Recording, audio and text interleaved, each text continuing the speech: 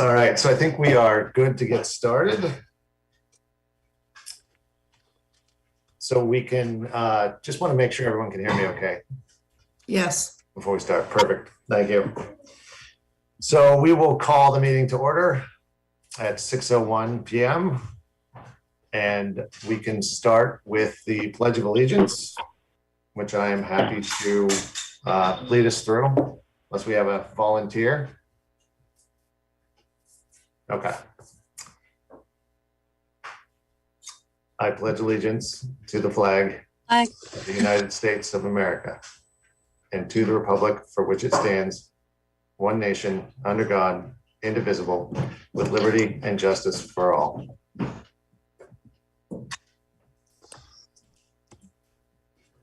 All right. So now we will go to the roll call. So we'll start with Councillor Herlihy. Present. Councillor Brink. Present. Councillor Stackpole. Present. Lindsay Quinn. Present. Melissa Alapalo. I will. Present. Sorry, Melissa. Can you hear me? I can now, yes. Okay, present. Perfect. Thank you. Amy Garno. Present. And then Wesley Davey is present as well.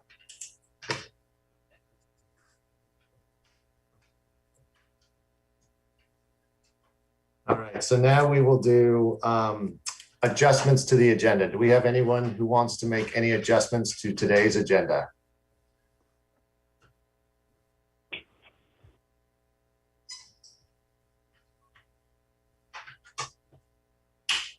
All right. Hearing none, we will move on to the minutes from the March 10th, 2022 meeting. Do we have a motion to approve the March 10th minutes?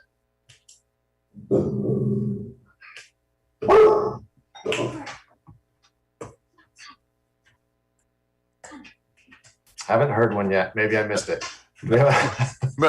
Move we approve. I was laughing because was there a dog that barked? She says, anybody want to, and then somebody's dog barked. So yeah, yes, that was mine. Move we approve. Perfect. Do we have a second? Second. All right. So we have a motion and a second. Any discussion on the minutes from March 10th?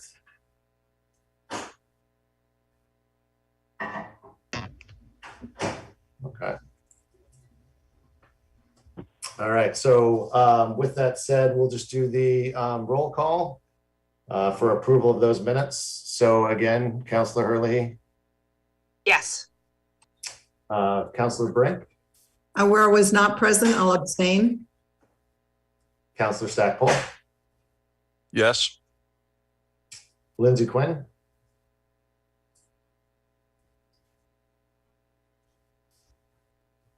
Yes.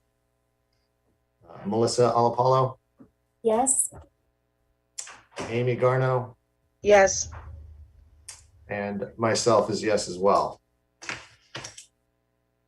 All right, so the minutes are approved. That's perfect. So now we will get to number 7, which is the public hearing. As part of the public hearing, we will have public participation. So we did get an email from someone who wasn't able to attend tonight's meeting. So as part of the public participation, I'll read through that email.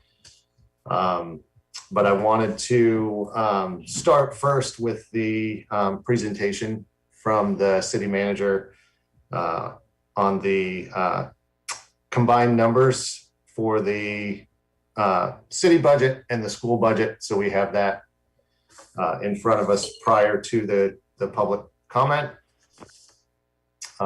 Steve, is there anything you need before we get started?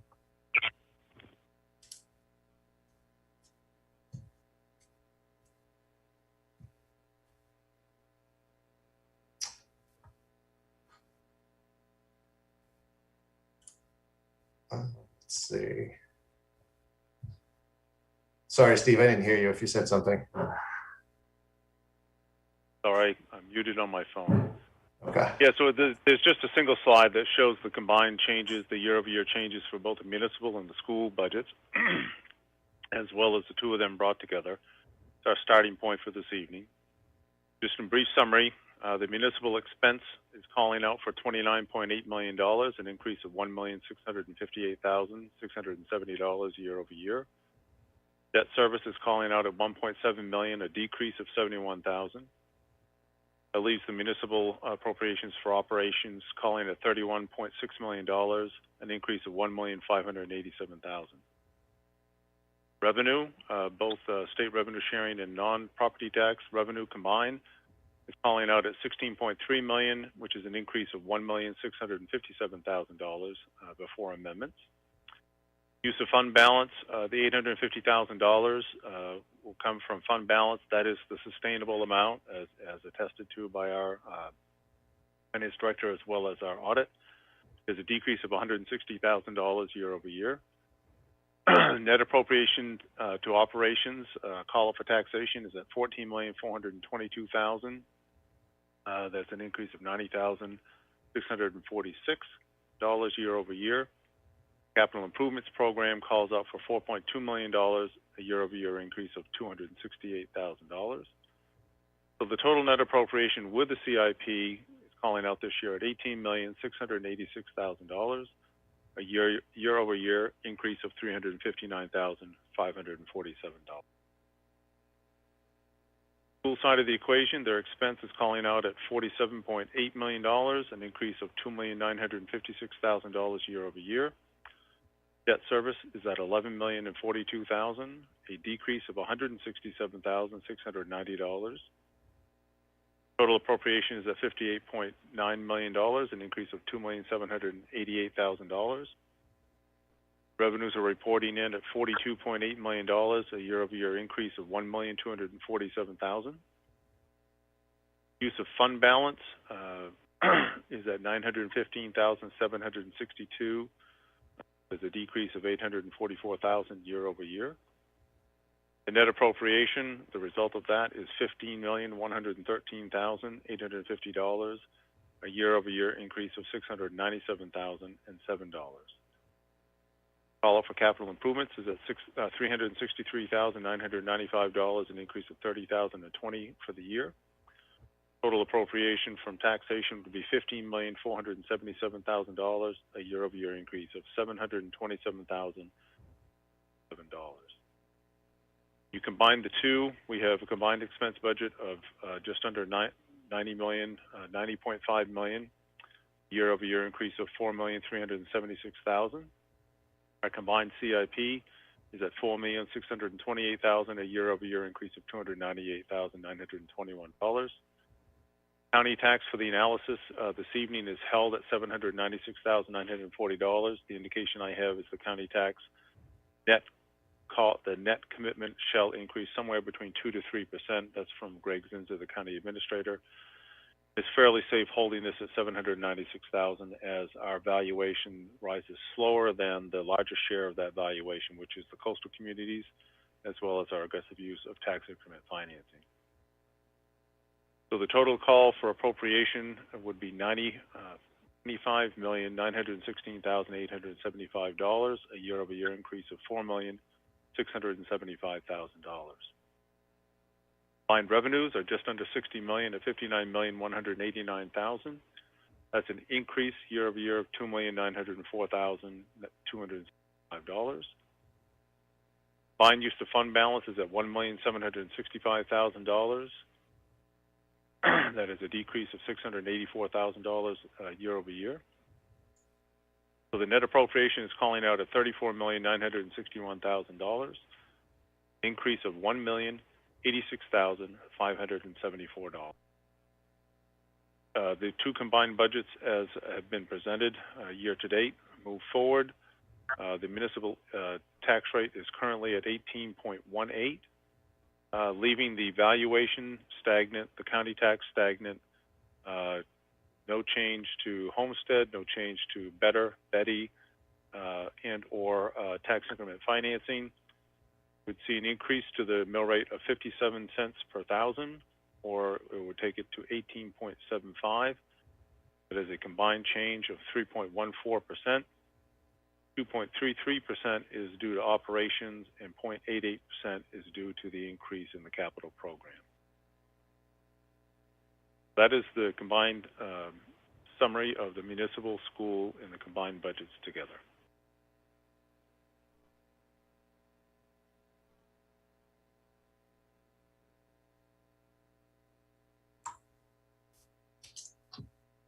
Right. Thank you very much. I appreciate you pulling those numbers together. So now this is the joint public hearing. So now will be the time for public participation. For just a reminder, this would be members of the public, members of the council and the school committee will have time for comment afterwards, but we do want to make sure that we have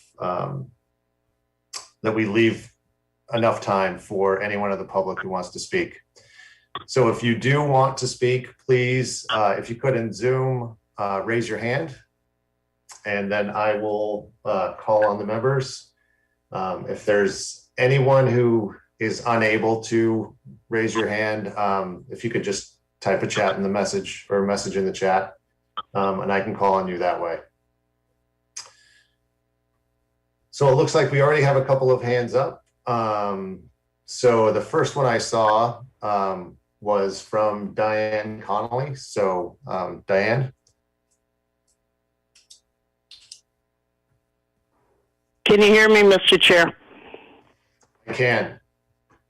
Okay, I apologize. I do not have a video this evening. I'd like to address two things for the school budget and a couple things from the city budget.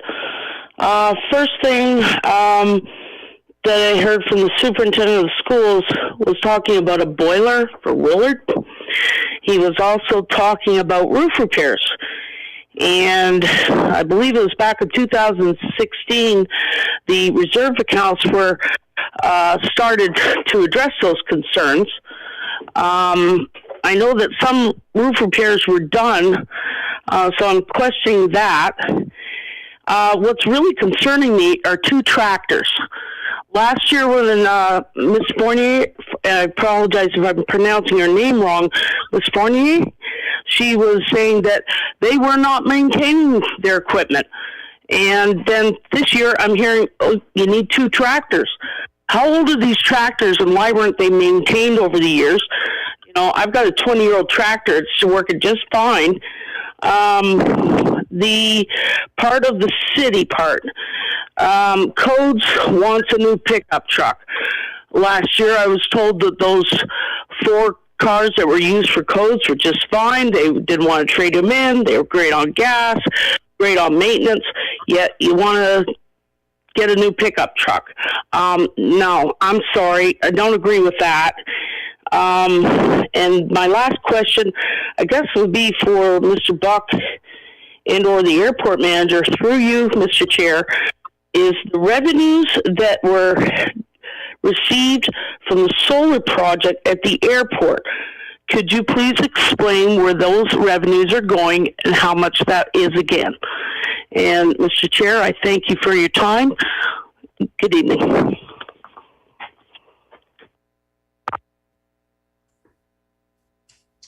All right, thank you, Diane, for your comments. We appreciate those.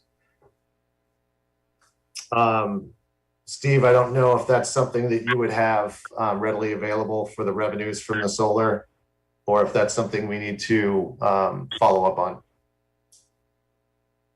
Well, let me give you the numbers that I remember off the top of my head. So the airport omnibus tax increment financing district, that is the solar project at the airport, that spins off approximately $514,000 in total revenue year to date.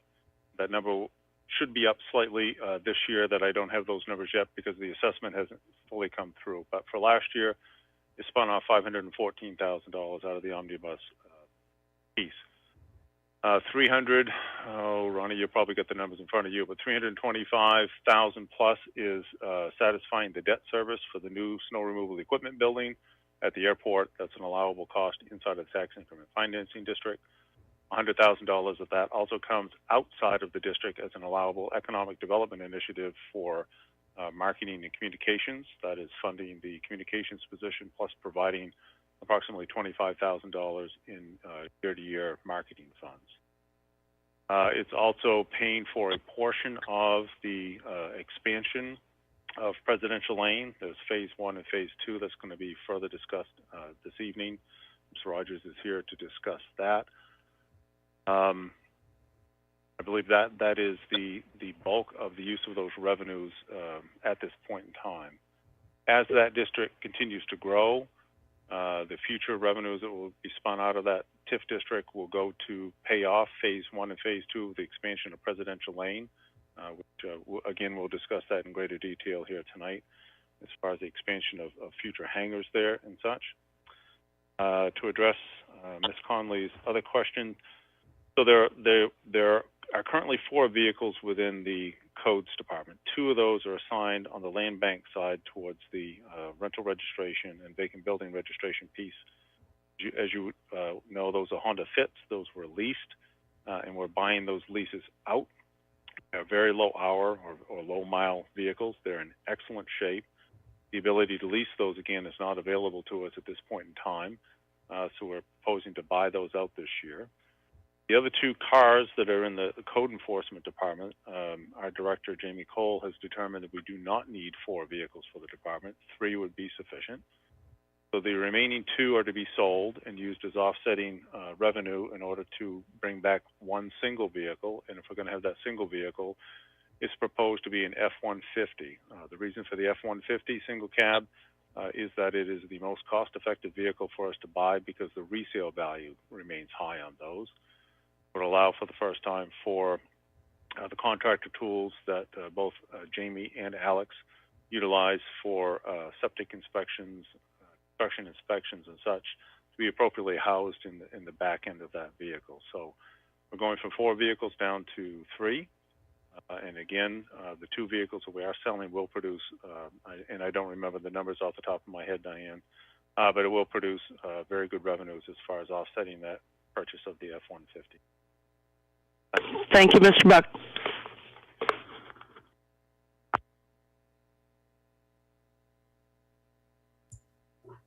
All right. So thank you, Steve. Appreciate the information. We have another hand up, another question. Lawrence Furbish. Yes, thank you. I'm here representing the City Trails Development and Urban Forestry Committee. Our city is very lucky to have over 30 miles of interconnected footpaths, bike paths, multi-use trails, and they're used by a wide variety of walkers, hikers, joggers, bicyclists, equestrians.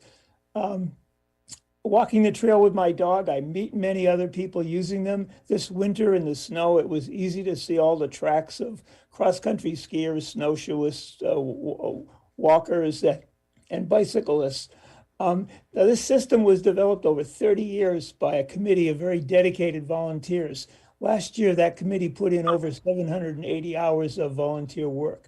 A few years ago, with the help of a National Park Service employee, loaned to us under a grant, we developed a master plan to guide our work and priorities for the future. This trail system is a very valuable asset to the city of Sanford. One of the controversies regarding the trails over the past few years has been ATVs and their use on the rail trail. Some people believe they have a perfect right to use the trail and others that they should be banned. The mayor appointed a task force chaired by Dave Parent last year to examine the use of the rail trail, and we met over the summer and produced a 35-page report. We were told not to make any recommendations on whether ATVs should be prohibited or allowed to use the trail, but just examine the issues and recommend solutions, which we did. The final decision on ATV use lies with the council. But whether or not ATVs are allowed on the rail trail, their use on the trail has clearly resulted in significant damage. As pointed out in the task force report, that damage needs to be addressed. ATV tires kick up dust, remove fine particles from the gravel. They create ruts, humps, valleys, and they disturb residents living near the trail. Our task force found that cities and towns in other parts of Maine with ATV trails have to do yearly maintenance to maintain the quality of the trails. Without that annual maintenance, the trail degrades and issues caused by the ATVs affect the ability of other users, such as walkers, hikers, and bicyclists, to use the trail. Which brings me to the reason for my testimony. The Parks and Rec Department put in a capital improvement plan request for $59,000. It was reduced to $20,000, which is the amount we have been receiving yearly. Now, we greatly appreciate that $20,000, but it really only allows us to go forward with necessary and important plans and projects to keep up our other trails and to expand in small ways. The $39,000 that we requested was all related to ATV use on the rail trail. $28,000 of it was for gravel and grading on the trail near Pleasant Street and Witham Street, which is a particularly bad section.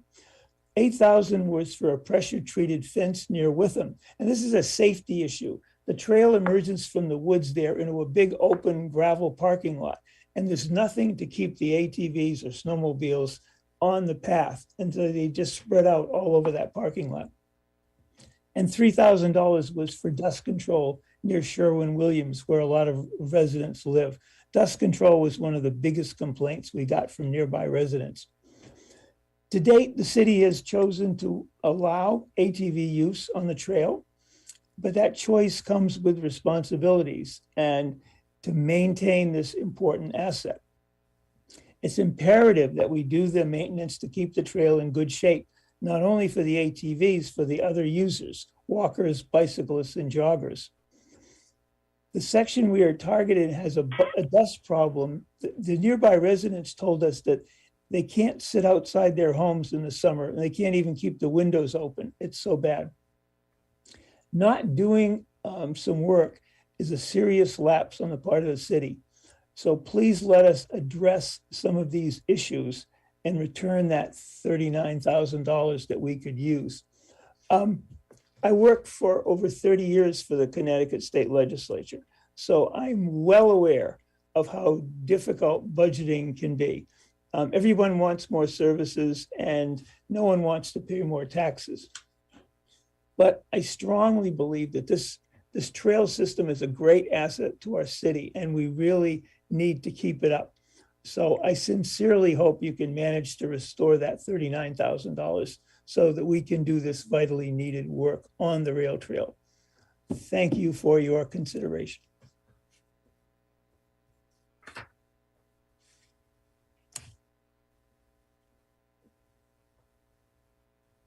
All right, thank you so much for your comments. All right, looking to see if there are any more hands. I don't see any other hands right now. I believe we had a third hand, but it's been pulled down. So again, if anyone is unable to raise the hand, please put a message in the chat.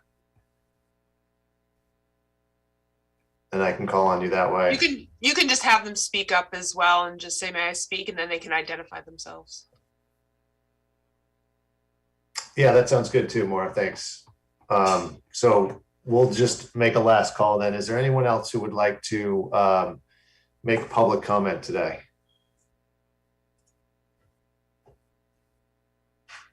Okay.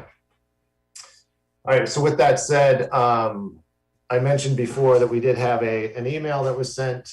So I'll go ahead and read that off now. So the email came in from Lance Honig.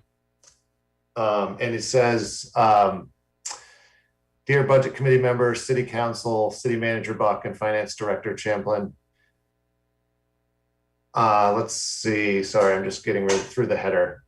I'm watching the 310 meeting. I appreciate the work that the school department and the school committee put into their budget, and also the challenges that they face. I also very much appreciated City Manager Buck's comments towards the end of the meeting towards sustainability, and that's the focus of my note. On its surface and looked at in a vacuum, there's nothing to see here. An increase in revenue and increase in expenses, a probably doable $1.1 million increase in taxation that all aligns fairly well with historical percentage increases. But to me, this does not tell at all, that does not at all tell the real story. In my opinion, you have to zoom out and look at the picture, not from the ground level, but from 10,000 feet, and look at the bigger picture taking place. This is not an attack on the schools. They're doing their job, advocating for what they think their administration, teachers, and students need. It is then up to the school committee, then the budget committee, then the council, and then the voters to sort of act as governors of varying degrees, advocating balance between what the schools state they need and what the community can bear in terms of cost. The same process happens on the municipal side without the school committee part, but that's really represented by the city manager being the first line of defense with what his department heads are asking for. Last year during the budget process, in my public comment, I referenced the ESSER funds specifically, as there was $12 million plus coming on the school side. What I was advocating for at the time is that the committee look at that right away for the 2022 budget process, and that as much as possible, those funds be used to offset the 2022 planned budget by eliminating expenses from the budget and adding back under ESSER and account for it at the time. This was a real opportunity in my mind to get it to a point where sustainability could be considered, particularly if the money was spent on things non or pre-inflationary. Sorry, let me rephrase because I didn't read that right. Particularly if the money was spent on things non or pre-inflationary, not people, always inflationary, to the extent possible. Granted, some expenses would have to be added back in 3 years, but it would buy us time to grow our revenues and catch up, and at the same time, give the taxpayer a break. I don't believe my public comment was favorably received, and the process went on with minimal adjustment and no real discussion of the ESSER funds. $3 million of the $12 million was spent in the 2022 budget year on salaries and benefits, if I understood Matt's slideshow correctly. Now we have the following, if I understand it correctly. Totally outside of ESSER, the schools have had an unusually high increase in EPS revenue due to changes in the calculations in response to the pandemic. These percentage increases cannot be expected to continue and are outliers. Using the ESSER funds, there are proposed 52 new positions added in the school department, 37 of these teachers and ed techs. This is where 6 million of the 9 million plus of accounted for ESSER funds will go, if I heard it right, and 9 million plus of the 12 million plus total.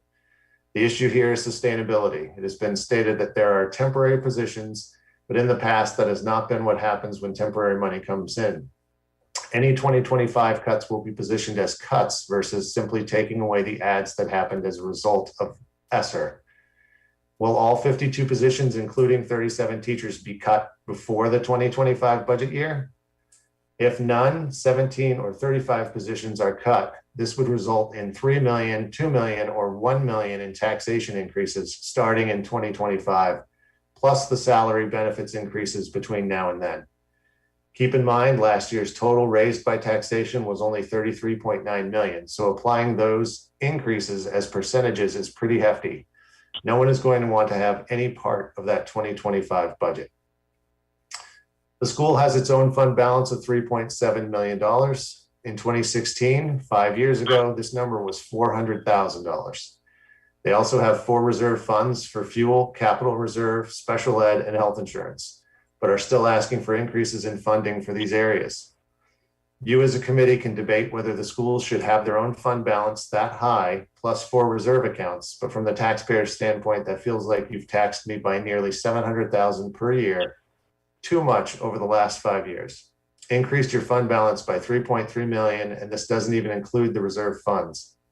The school is asking for a $727,000 increase in funding from the taxpayer this year. Why, when they have all of these reserves? Even without debating whether the bigger picture even without debating whether in the bigger picture, bigger changes should be made and the taxpayer burden should decrease from last year, should we be increasing taxation when our SFHs are already stretched versus using reserves?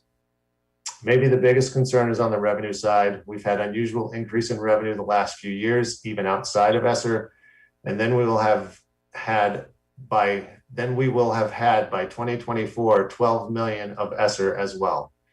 What happens when that normalizes? And further, what happens if LePage were to get elected and the increases revert back to something closer to former levels? Because we chose to expand versus using our windfall to offset existing expenses, the potentially large decrease in revenue at the same time, we have large increases in expenses due to salaries and benefits would be devastating to our tax base. Finally, we all know that the single-family homeowner disproportionately bears the burden in our community, and we are about to get hit hard again on valuation.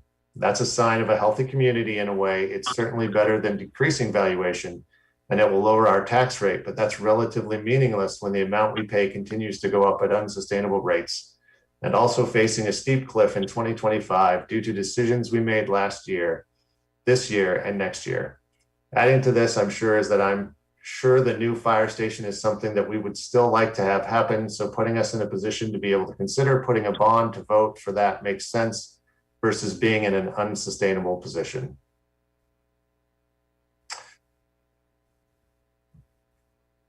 All right, so thank you, Lance, for sending the email.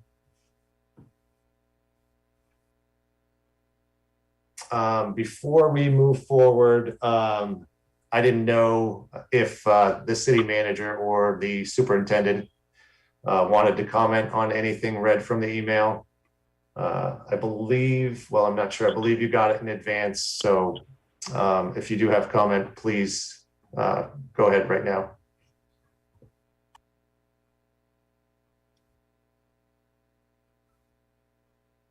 Oh, sorry, Matt. Okay, yeah, no, I'd like to respond, and I very much appreciate Lance's comments. Lance has served on the budget committee in the past and also knows a lot of the ins and outs of the process and what's gone on. I think we had mentioned that last year in our deliberations in terms of when the as we were in the middle of this budget committee work last March, that's when we did receive the ESSER funds. And it was also when we were also getting word that we were going to have education for the first time funded up to its 55%. So I want to point out a couple things that I think are important. One, please understand from the school department's perspective, we very much are very understanding and very careful to the burden that we're placing on our taxpayers. One of the things that we've tried to do in our budgeting is really look at sustainability. And I know that some of that is being able to withstand some of what you had for the wide variations. Obviously, COVID has been something that really impacted us. 2 budgets ago, we fought the urge to put in any carryover money because that was a mechanism that we had used in terms of revenue to offset that. And that was something when we did not meet those carryover projections, those were some things that created some holes in our budget. And so last year, as we were looking ahead, we did have in March of 2020 is when our school shut down. And so when we did shut down our schools at that standpoint, we were, all of our kids went remote. There were savings that we had found that we were able to obtain because of that. And that was something that was resulting in the carryover. I want the public to know that wasn't anything where we were inflating budgets. That was a result of that. Last year, we thought about putting carryover to be able to go towards the budget so that we could be looking at it as tax relief. My concern at that time was looking ahead to the formula that we use for EPS, what we get for state subsidy, realizing that Sanford is a high receiver. I was concerned about what we had been told were one-time changes to the EPS formula that were going to go away. And those were some things that we were anticipating as we were ready to come in and prepare for this budget. When you look at the budget for 2022, 2023, there are carryover funds that we have used to put towards this budget, but there are other carryover funds that we have not. And that is also by design, because as we sit back and look at where we are in terms of our carryover, we, with the adjustments that we made, we fit with what is probably industry standard, industry practice in terms of that is also being confirmed by our auditors. I'm worried about the increased revenue that we did receive this year. You can be able to understand that we worry about the cliff that could be coming next year. We were very fortunate that due to a change in the formula for economically disadvantaged, we were able to really take advantage of that.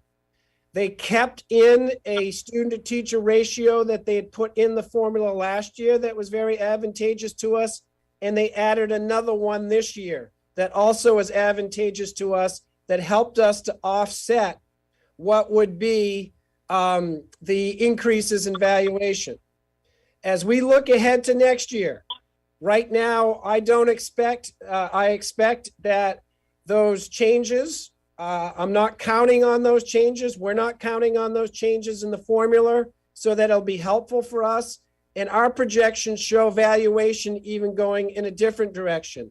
So with those changes of economically disadvantaged, the student-to-teacher ratios in the formula, and that valuation increase, we're looking at right now a potential loss of revenue next year, or at least how that could impact us almost at $2 million, 1.9.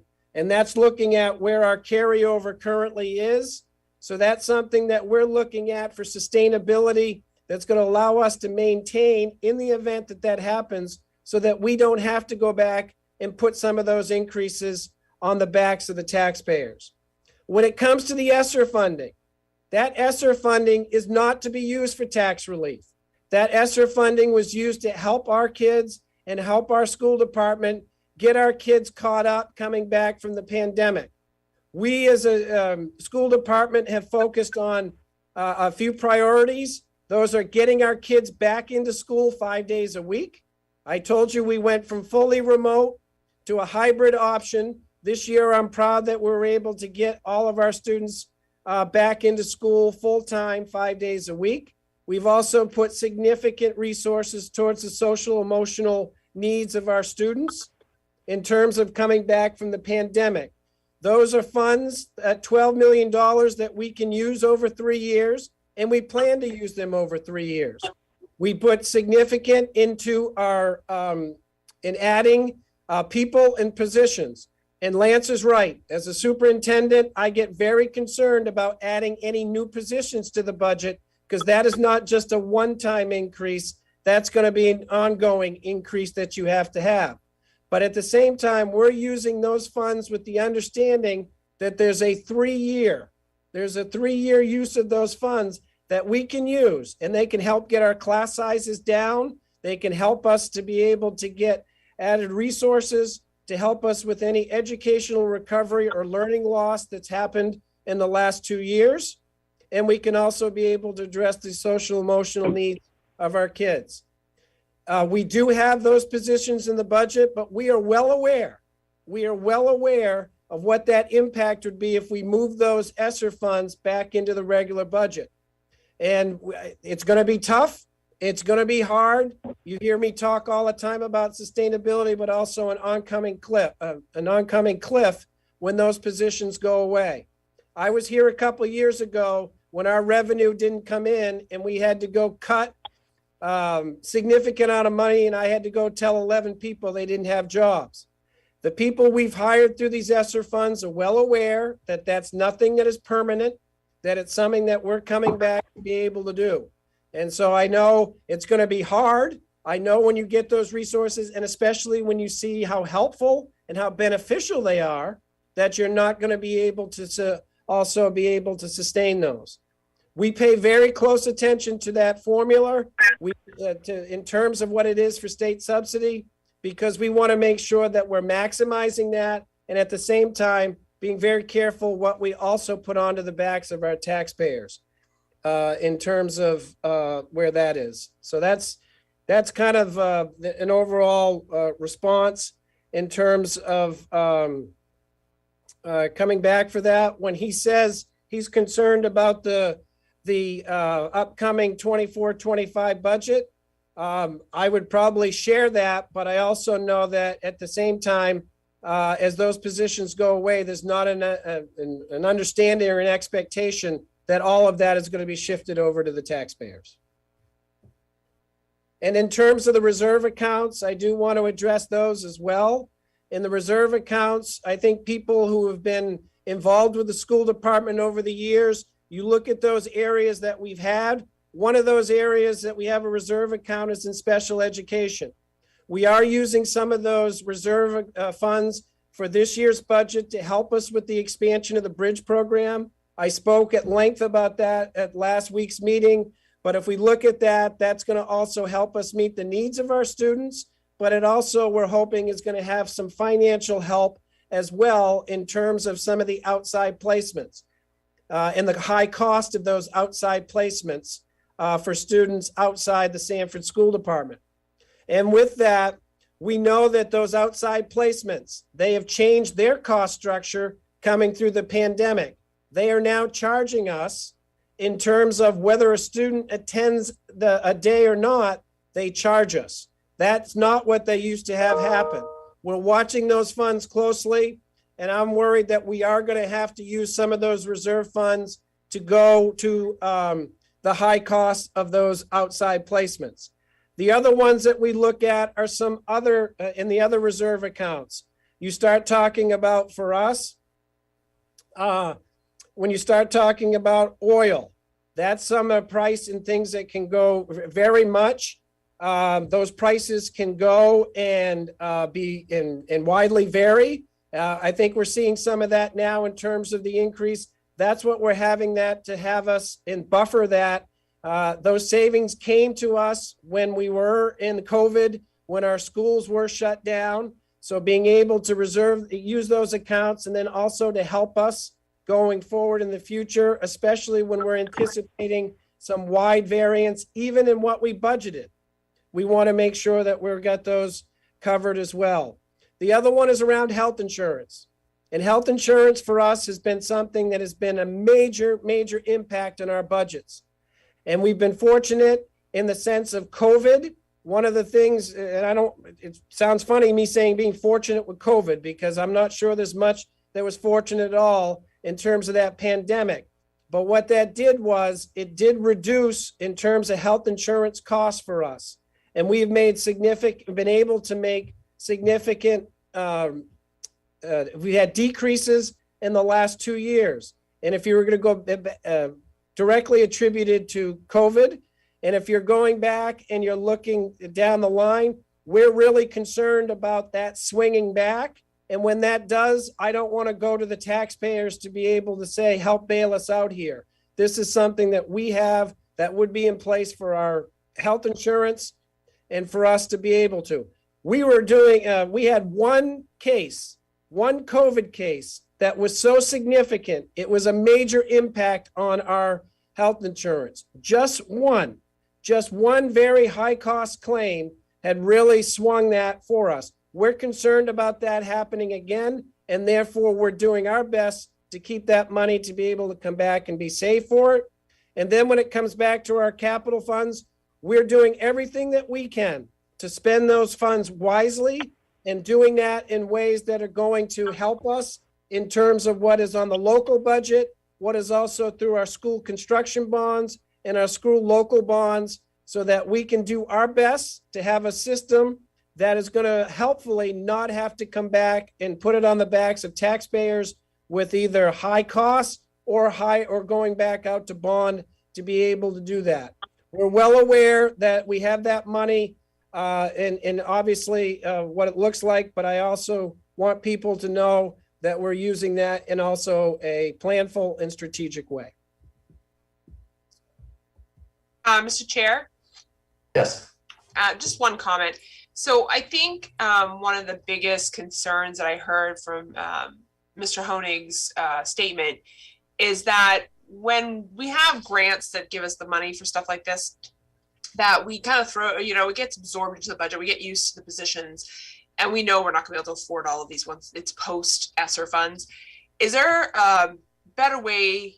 I mean, I know you track it, but is there a better way to plan that when that happens, we don't just say, well, we're cutting all these positions and creating lots of anxiety amongst taxpayers about, and making either school committee members or city council members feel like they're hacking out stuff that is, that we've been paying for when we haven't been paying for it. So is there a way to make sure that through this process, we keep it tracked so that when the time comes and you have to cut positions because it's going to happen, because that's a huge increase to take in a year, we can say these are the positions that were meant to give us the boost we needed post-COVID for children who were lost and to deal with all the mental health issues that children are experiencing from COVID. It would be nice to be able, I think it would make it easier in 2025 or whenever it hits, to make sure we're showing these are cuts because of, and do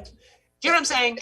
Yeah, that's a good point, Maura, because partly for us to also expend the funds, there's a lot of accountability and tracking that we have to do anyways as part of that process. So that's not going to be hard for us to do. We're already kind of being able to do that already.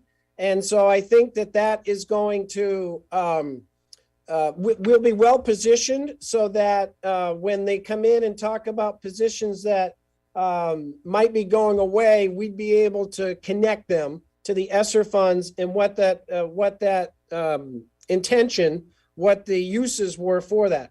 The challenge is going to be, as much as we're in need of those and they're being impactful, I don't expect in 3 years everything to be perfect either, even though we're going to be returning back to normal. And that's in terms of our back to what would be our previous funding.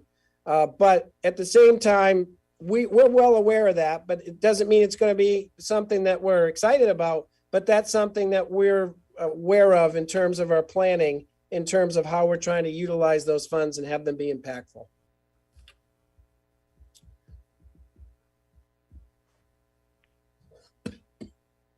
All right. Well, thank you very much, Matt, for that. I appreciate the comments, and that brings us now to the presentations. So just for my clarification, Steve, I know you talked about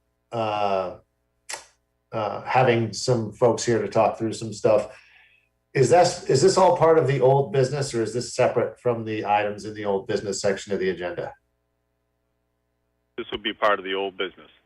Okay, I just wanted to make sure I didn't miss anything with the presentation. So, all right, so Steve, if you're ready, I will turn it over to you to talk about the items listed in the old business section of the agenda.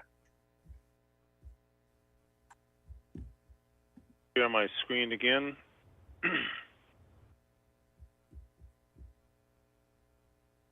It's this slide that I want to focus on here first. Our commitment was to talk to you about the new positions that are inside of the municipal budget as compared to last year. The first of those are 2 dispatch positions at $179,630. 100% of that is to be funded out of ARPA, so the offsetting revenues are in the municipal budget as well. Those positions were defunded last year because of the inability to hire, as well as the budget impacts. So this is a restoration from 20 to, 20 to back to 22. The organization, the staffing needs, and the member agencies that we serve has not reduced and is actually elevated year over year. City Council approved the use of ARPA funds to restore these two positions and has allocated the use of those ARPA funds for each of the next 3 fiscal years. So this was one of these. These are 2 of the 3 positions that I've identified as the overall cost of $289,000, which is, quote, the fiscal cliff that at the end of this 3-year cycle, we would need to pick back up in the municipal budget the burden thereof. To that extent, the 3rd position I'll talk about here later is going to be the social worker and the police department, but these 2 dispatchers, we will have the opportunity to revamp our partnership agreements with our agencies between now and that period of time, the end of the 3 fiscal years. Now for the 22 as opposed to the 20 that we previously were authorized at. We're able to also reduce our municipal budget this year, the request, by $132,883. The reason we're able to reduce the overtime is that when we're fully staffed in the department, there is virtually no need for the use of overtime. So achieving the full staffing, anything above 18 reduces the overtime that we have to incur within the department. So that would be a permanent reduction. We're currently at 17 certified, 2 trainees, and 3 in the interview pipeline. We were at 18. We lost another dispatcher, moved to a facility further north, closer to that person's home. We have done a multitude of elements to attract certified dispatchers, sign-on bonuses. We're currently working on retention pieces and restoration pieces. If you come in as a certified dispatcher, you'd be given years of service, similar to what's been done in the police department. I'm currently trying to negotiate that into the budget. Are there any questions I can answer as far as the 2 dispatch positions? Director Tower is here as well. I think for me personally, this over and above the level of service that we have to maintain there in that dispatch center, which we have a very large series of responsibilities, trying to restore quality of life to our dedicated dispatchers there as it relates to when we are down to the levels that we are currently, life is not good. They work 3.5 12s, and down in numbers that we are now, holding over for additional hours in there, their life is not good. When they're at anything 18 to 20, you start to get a more normal schedule and their life becomes much better. So that is a huge part of our retention aspect. Director Towers, is there anything that you care to add as far as the 2 dispatch positions are concerned? No, those 2 positions, if we can fill those, then basically the quality of life issue is a major dissatisfier when we get down to say the 15, 14. Then life gets really painful. I lose more hair and people are just pretty miserable, and we go into a death spiral at that point. People just can't take it, and we start losing more people, and it just gets worse. So I want to stay out of that and hopefully get to the 22 and get a nice level quality of life going here in Sanford that's attractive to dispatchers. Thank you. Any questions from the committee? Steve, I have one Now question. Move forward. Oh, I'm sorry. Sorry, one question.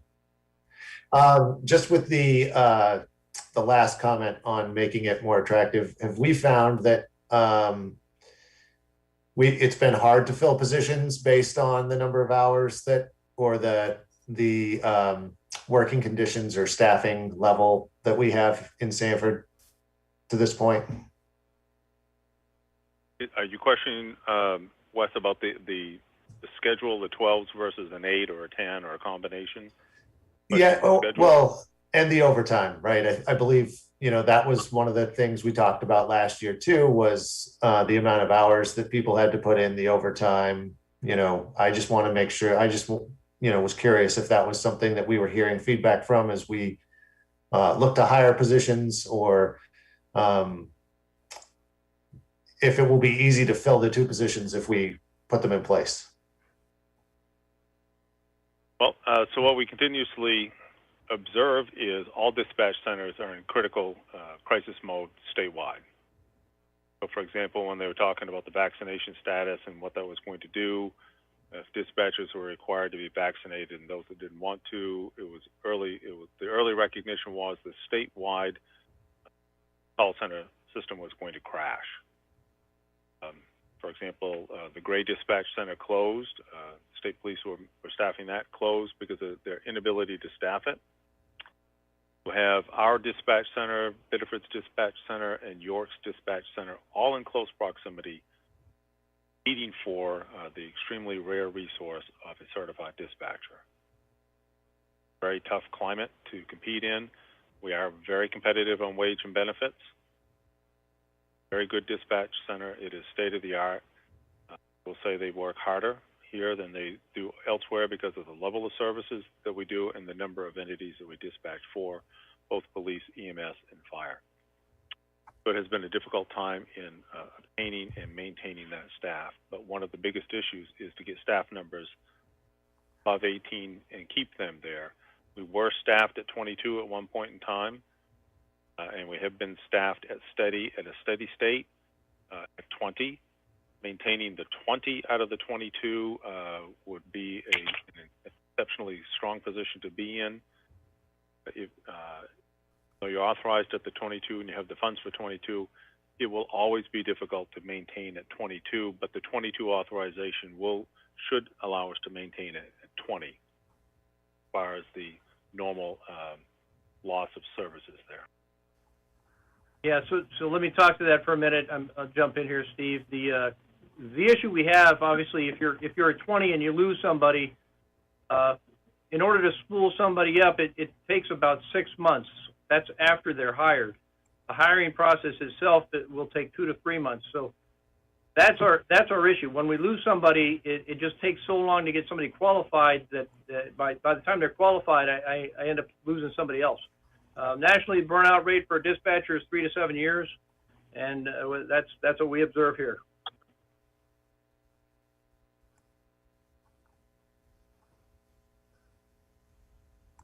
All right. Thank you so much. I appreciate it. Chairman, I have one question. Yes. It's regarding the social worker position.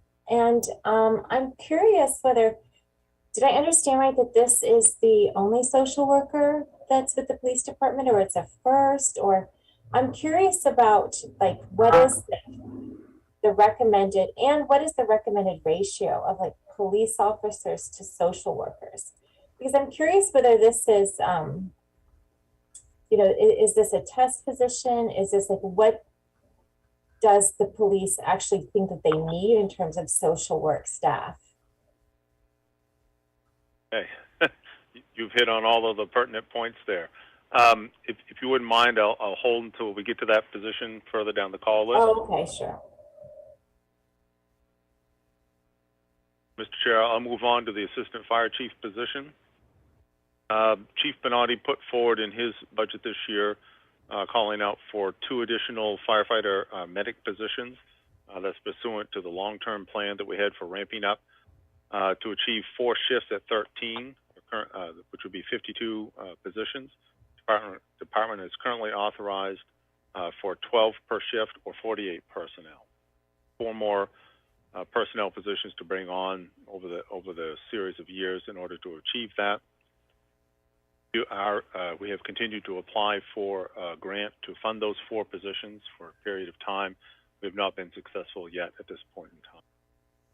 My recommendation to pull those 2 positions in lieu of putting in an assistant chief position, the second assistant chief position within the department.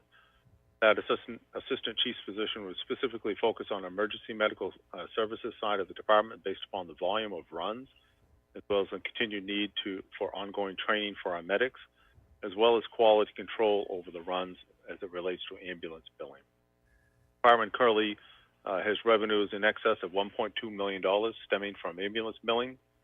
Our long-term administrative assistant there, who was part of our ambulance billing department when we did that in-house, provided QA/QC. That person has hired out of our position and is no longer with us. We have a new administrative position that does not yet have those skill sets. So I'm looking for an assistant chief's position in there, not dissimilar from the two operational assistant chiefs deputy chiefs that we have in the police department. I'm trying to restructure the organizational chart there to be more reflective of that, and reinstall an assistant chief's position that's focused on the EMS side, as well as the training aspects. Numbers that I have that look at that is this. This is the pie chart that was the end of the calendar year 2021. You can see that rescue and emergency medical services was 73% of the department's overall run volume, whereas the hazardous conditions, no fire, and the all others, the fire services and such under that, was a smaller portion of that. Dedicated in-house expertise that truly focuses on the fire side of that, but we need to get back and focus on this 73%, or the 3,018 runs and the $1.2 million worth of current revenues that will continue to increase when administered properly. Now, I have Chief Bernardi here with us this evening as well, if he needs to lend any further comment to that. I really don't have to say much more, Mr. Manager, but it is important to understand that because this is 73% plus of our workload, there is no single person that oversees the training, the ongoing operations, the certifications, everything that goes along with this. And it gets more and more of a workload every year. We split duties up amongst many people, but on a day-to-day basis, there's nobody that coordinates it all together. So this is a position that would benefit us immensely. With only 2 chief officers within the department, there is no room for us to do all that needs to be done in any given day. I think based on the workload of this position, this person would absolutely be just as busy as we are now, but we would bring our level of service to the city to even a higher degree. So I think this would bring it all together in that respect. There are a number of different things I could say for hours and hours, but I'm not going to tie up tonight's meeting with that. Very much support this position. I think it's a long time overdue, and with as much work as we do for the city, very much needed position in all aspects that we've put forth tonight. So I'll gladly answer any questions.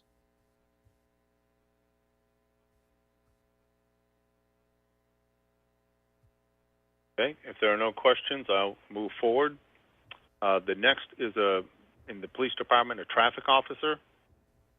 That has cost is at $54,000 for salary side and $42,485 on the employee insurances and benefit.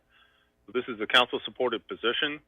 In fact, with all due respect, I can hear our former councilor, John Tuttle, God rest his soul, saying, "Stephen, need a traffic officer."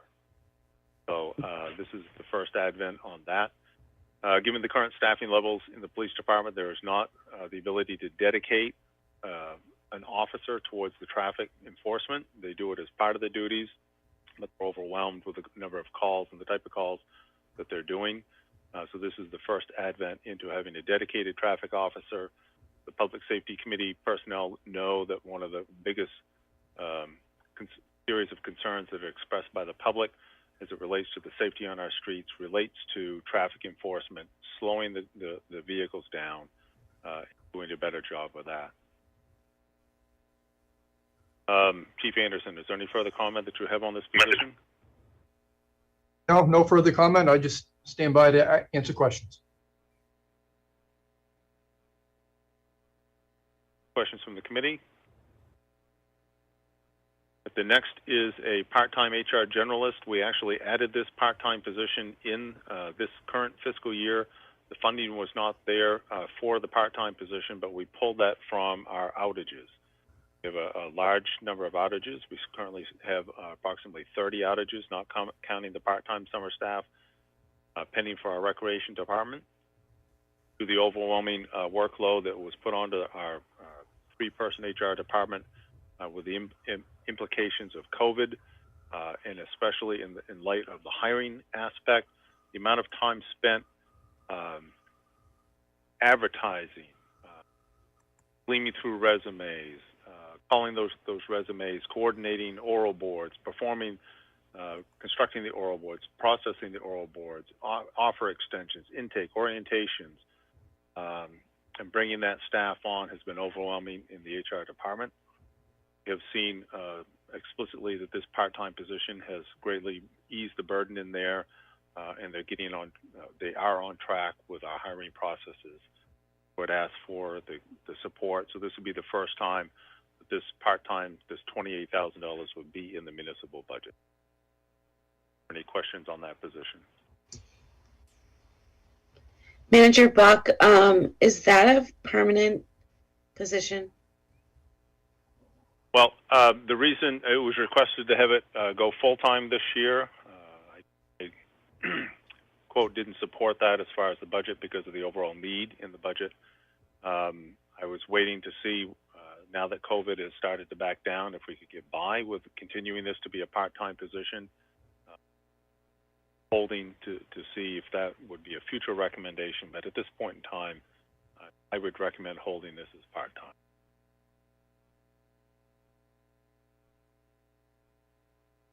The next position is the Deputy Director of Operations in the Dispatch Center, the SRCC, and I'll likely call upon Director Tower more on this particular position. This is a reorganization of the organizational chart over there in recognition for the increased need for having a dedicated training officer. We have been dispensing that across the various shift supervisors and then assigning them out with a dispatcher. It's been a very difficult situation to perfect. We sought to finally finalize the training manual and standardize that. This position has worked extensively with our area agencies, our fire departments, for the first time to standardize their run cards, also standardize radio operations and such to bring greater efficiencies within the department. And it also is part of the succession planning as well as the employee retention program. Dr. Tower, can you speak more on that position? It's much like the fire department. All of those things having to do with training, continuing education, maintaining qualifications. Those were dispersed to supervisors and not taken holistically. The person filling it right now is doing an outstanding job. Run cards have come together. Just having that person who can do a short notice bill. For instance, we had somebody who had to go to a debrief for a suicidal death, and I would have had to fill it with overtime, but she was able to fill that stint, so she's working out quite well. Okay, any questions on that position? Being none, I'll move on to one police officer. This is so the city applied for 2 positions under a COPS grant. We are awarded one of the 2 positions, and they changed the funding formula in the process. So we are going to receive $125,000 one-time award, and we're going to spread that out over 3 years. So that gives us an officer for each of the next 3 years for an approximate cost, a net of cost after the matching of $31,738. The award of this position was specific to implementation inside of our mental health and or addiction unit within the department. Seek to address recidivism of calls by providing direct resources to otherwise unaddressed issues stemming from certain police calls. This reduction in recidivism will reduce the repetitive calls, get officers back on patrol faster, and expand their capacities, provide individualized needs-based responses, seeks to reduce homelessness, drug addiction, unaddressed mental health, and other social needs of the individuals that the police department is serving and interacting with. I'm very proud of the work that was started there originally from one of our detectives that was assigned the task of addressing homelessness in our community. That has greatly expanded. That was our Deputy Chief, Eric Small. that has expanded to the creation of the main options program that has brought us a part-time clinician to have as inside of the police department. We have a dedicated detective that works that division currently. This ops grant officer would go in to supplement that in conjunction with our MDEA officer and other departmental assets. The thing I'm most proud of that the department has done is they have shown the results of making the contact, assessing the individual, and addressing the individual needs of the person, him or herself. That's something that's different than from other areas. Is producing significant results. At our public safety meeting, when they're reporting out the number of people that have been placed in services, have come off the street, including families, very rewarding to watch that grant, that work. So, Anderson, do you have any other comment as far as the mental health addiction unit and as far as this particular COPS grant is concerned? Well, I do just want to add a couple of things to this, is that Detective Adams currently in the mental health unit, 40% of the time she's with the options clinician. And for the folks on the committee that aren't familiar with the options clinician, that's specific to opioid overdose, which is obviously has had a huge negative impact for Maine and specifically Sanford Springvale.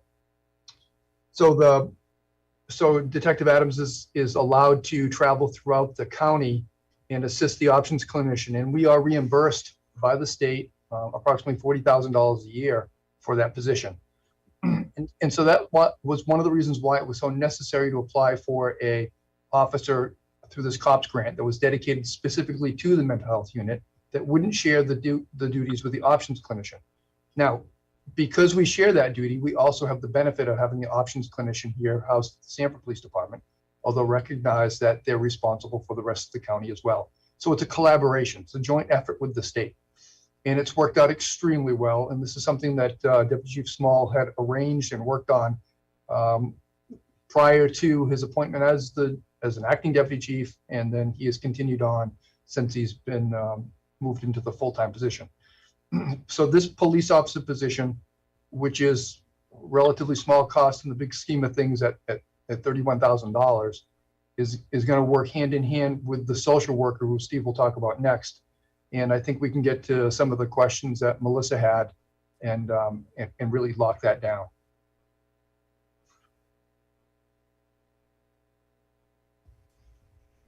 Any question as far as the officer is concerned? Because I'm going to address the social worker next. Just one quick question, if I may. With this being, I believe you said 3 years, the money was split. What would be the full cost after that third year? That will depend on a number of things. One is the education level of the officer that we hire. We hire them in at different education levels, and so we pay them more. And where we're at 3 years from now, as far as the collective bargaining agreement with the Sanford Police Association in the city. So the rough estimate, I think, probably is in the benefits and insurance both, probably. What do you think, Steve? About $96,000, today's cost. Yeah, I would like to point out, Wesley, that in 2003, 2004, the Sanford Police Department had 43 assigned officers, and today we have 40 assigned officers. We've actually gone backwards over the course of the years, and believe me, sir, our calls for service has not gone backwards. We just do far more with less resources, and we really feel like it's necessary to get caught back up. We're probably 8 to 10 years behind where we should be, but we've received a lot of support, certainly from the city and certainly from the citizens who have benefited from the hard work that the officers are doing. Thank you, and I appreciate that.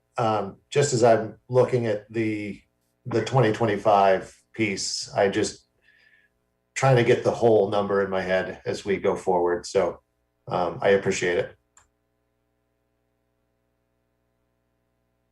Okay, speaking to the social worker, try my best not to reiterate elements that I've already talked on, but starting with a focus of utilizing one of the city's detectives as far as the homelessness aspect was concerned. The department was tasked to better address the social issues around homelessness, drug addiction, abuse, and other reoccurring calls. For a number of years of focus resulting in numerous partnerships, one of which was the Main Options program that the state has now developed. And Chief Anderson spoke about the benefit that we have there. So we now have a part-time social worker inside of the department to address these reoccurring social issues. And then the City Council recognized this focus, positive aspects perfected by the department, and therefore assigned $110,000 each of the next 3 years of ARPA funds towards the hiring of a full-time social worker to be employed by the department as opposed to contracted or provided back through the Main Options program. The purpose is to provide that contact assessment and services to prevent repetitive calls and arrest due to the fact that the social needs of the individual were not previously being met. No different than homelessness, as opposed to trying to arrest your way out of the situation. It's about addressing the individual's needs. I have learned over the last number of years is there are more than adequate resources provided for the individual, provided that the individual take advantage of the resources when brought to them. And the success in that is having that point of contact, developing trust with the individual, and addressing their individual needs and not trying to blanketly force that upon them. Are there any questions as far as a social worker? I view this as a pilot program, so we're tasked with looking at the return on investment. As I spoke earlier, it's about if the officers are responding to this type of a call, currently they have to stay with that for an extended period of time. There may be many situations whereby the social worker can stay there, work with the individuals and address their needs, and the officer can be back out on the street. So it's a way of amplifying the workforce within the blue pin police officers without having to have a blue pin. And it's in recognition that so much of the work of our officers really delves into the social aspect, but we don't have anybody that specializes in those aspects as far as making that connections with social services that are needed. Chief? Yeah, I did want to jump in. I know Melissa had asked about any ratios for officers to social workers, and not that I'm aware of. In fact, I think what we're seeing around the country is finally a recognition that mental illness is one of the underlying causes of much of the problems that our society sees. And if we're not addressing those or not providing resources to address those, then we're just chasing our tail. Now, one of the problems that the officers have here when they go to a mental health call is that they have limited choices. If the person is a danger to themselves or somebody else, they can take them to custody. But if they're not, they cannot. If the person's committed a crime, they can address it that way. But if they haven't, they cannot. So it basically comes down to those two factors. Have they committed a crime? And are they a danger to themselves or somebody else? If the answer is no to either of those questions, then the officer must leave. There's nothing else they can do. But that leaves the individual, our citizen, our fellow here in the city potentially without resources. Or the resources exist, or they don't know how to get to the resources. And so the social worker is a program where we can have a case management system. With that, where the social worker can identify these folks, and not just police department frequent flyers, but the fire department as well, and general assistance as well, and begin to manage their case individually. And I think Steve mentioned that before, that we've seen great results and great success when we look at an individual's problem and start addressing that at that level, as opposed to like just saying, well, we've got these programs and they're not connecting the two ends. That's where we miss out on this. And that's, I think, where society is missing out with mental health. We're just not providing it. Folks who can't get there themselves, they need that help. They need someone to connect those ends for them. And that's the primary role of this position. I think we're going to see great success in it. We've seen great success with what we have so far. We have an intern that is a master's degree student from UNE that is helping our mental health unit with these types of problems. And we are quite confident that this will be a bonus. Not to mention, I think that you have seen in society that the internal wellness, the wellness of first responders, dispatch, fire, and police officers have come under great concern in the last couple of years, that municipalities aren't doing enough to provide resources for those first responders and their wellness, their mental wellness as well. So this position, as being a city employee, would also provide benefits and have an ability to work with the individual departments and sit in on peer support groups and or be a resource for our employees here in the city, so that we're not facing, someone who suffers from trauma, whether it be post-traumatic stress or accumulated stress for years of some of the work that these folks see on a daily basis.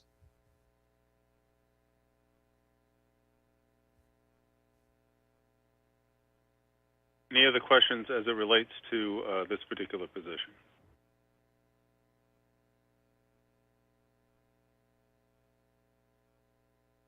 Okay, I'll move on to the next. This is far less complicated.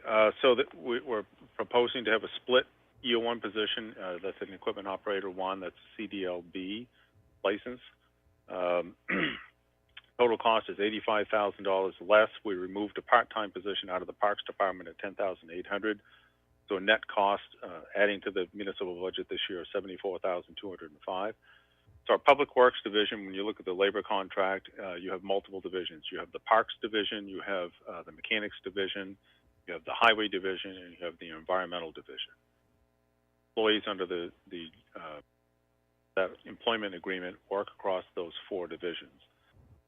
Difficulty that we've had is finding part-time laborers, seasonal laborers in the winter months, and part-time laborers for Parks Department in the summer months.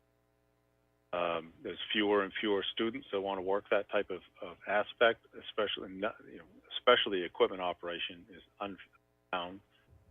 The city has two contracts on east side and west side, and we actually have had a third contractor now to help us with winter maintenance, trying to restore in a cost-effective manner the loss of seasonal labor in both parks and public works, as well as restore the staffing necessary to be less reliant upon contracted services for winter snow removal. So this position would would work in the Parks Department during the summer months, where the maintenance period is highest, so 22 weeks there. We take on more and more of park area, and we're working cooperatively now with the school department in sharing equipment and provide staff all of the same reasons there as well to maintain the beautiful facilities that we have. And then this position would shift in the shoulder seasons, winter months, for 30 weeks into the public works. Any question on this position? I might have a question on that position. Sorry to just jump in, taking notes here as we go. So you said that those seasonal positions are getting harder to fill by young people because they don't want the position. I'm finding that those positions are less available for young people. So how is it? Is it that there are no kids for the positions, or those kids don't want to work this specific position? Because I'm seeing so many young people looking for these types of jobs, and they seem to be less and less available to them. So the difficulty with this one, so if you look lower on the list as a seasonal laborer in Oakdale, we're proposing to add that one in because it's easier to fill. It's a shorter duration, and it's the lower skill set. It's not an equipment operator. It's not a CDL license. Any mowing equipment that we can train them for, hand trim, gas-powered trimmers, leaf blowers, things of that nature.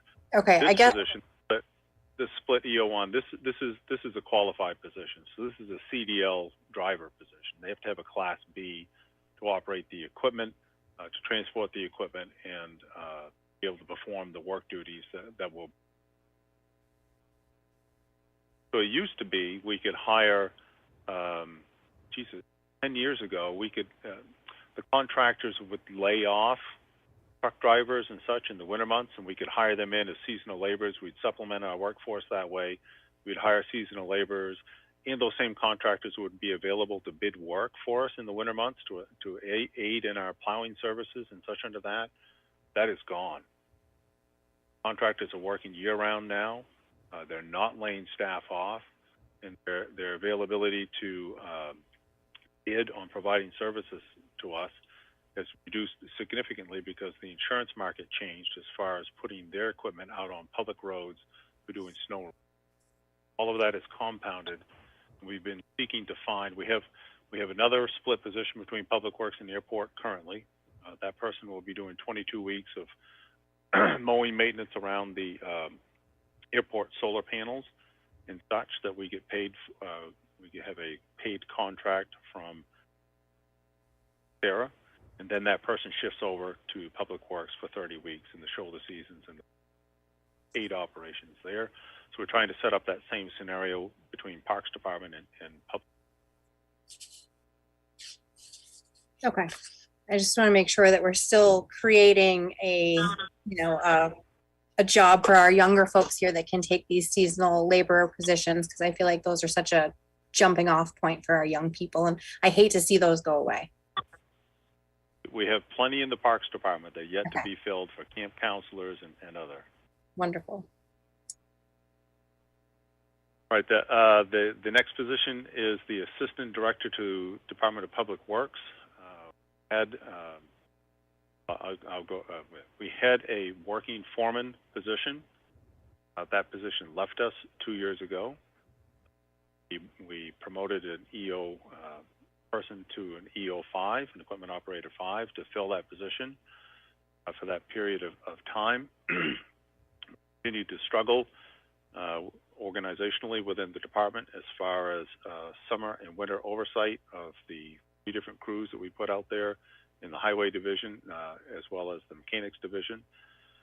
The individual that formerly was our working foreman inquired about coming back, and I have hired that person back as an assistant works director.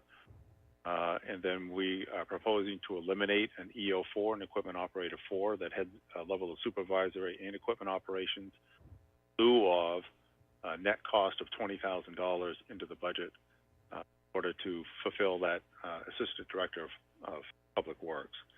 The department had this position in years past. It was eliminated over the years. I feel that by eliminating an equipment operator 4, in lieu of having this position, we can provide a higher level of services. The person would oversee both the mechanics division as well as the highway division and be out on the road working with our local vendors as they are doing contracted work on our city street. The last position I have is a seasonal laborer for Oakdale Cemetery. The Parks Department has been supporting that for years. No longer have sufficient staff levels to do that, as we can't hire seasonal in there as well within the Parks Department because of the equipment qualifications, but we feel strongly that we can hire a seasonal laborer for the Oakdale Cemetery because that is a different skill set.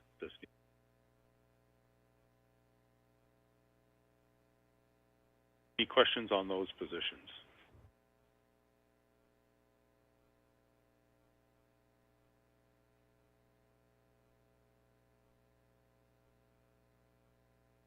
If there is none, I believe the next item that we had on our docket here this evening was debt service.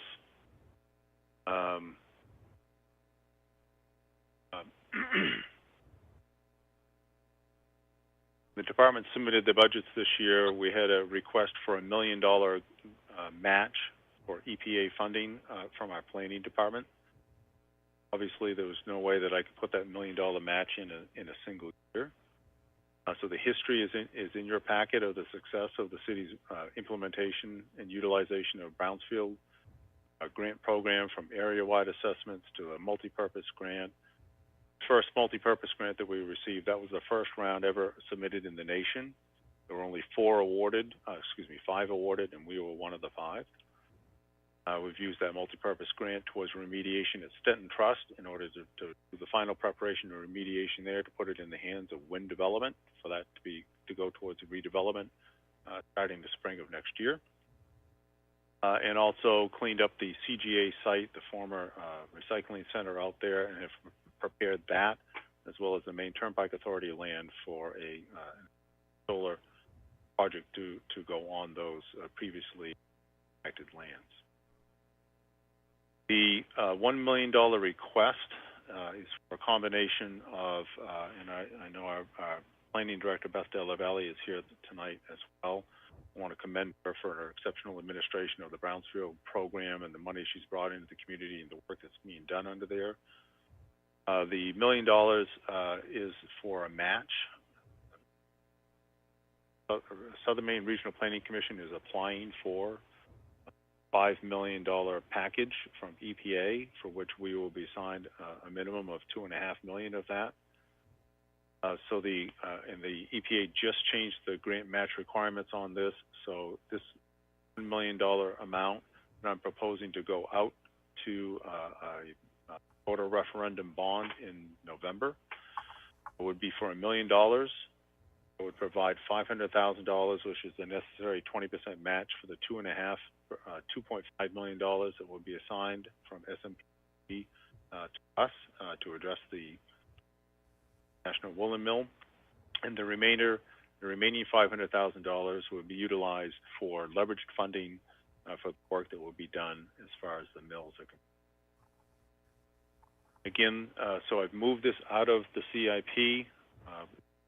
Budget Committee not only does a review on the municipal and school budgets, as well as the capital improvements program, but any bonded indebtedness that's going to go out for voter referendum, you review that as well and make it subsequent to the City Council before they act upon it, to either put it out to referendum or to not put it out to referendum. Beth, would you care to give us a brief overview of the scope of work that is done at the International Woolen Mill and what this funding is? Yes, I want to make sure you can hear me because can you hear me? Yes, we can. Okay, good. I'm sorry. So we've been focusing as sort of our next step for brownfields, as Steve mentioned, on the Stenton Mill redevelopment as well as International Woolen.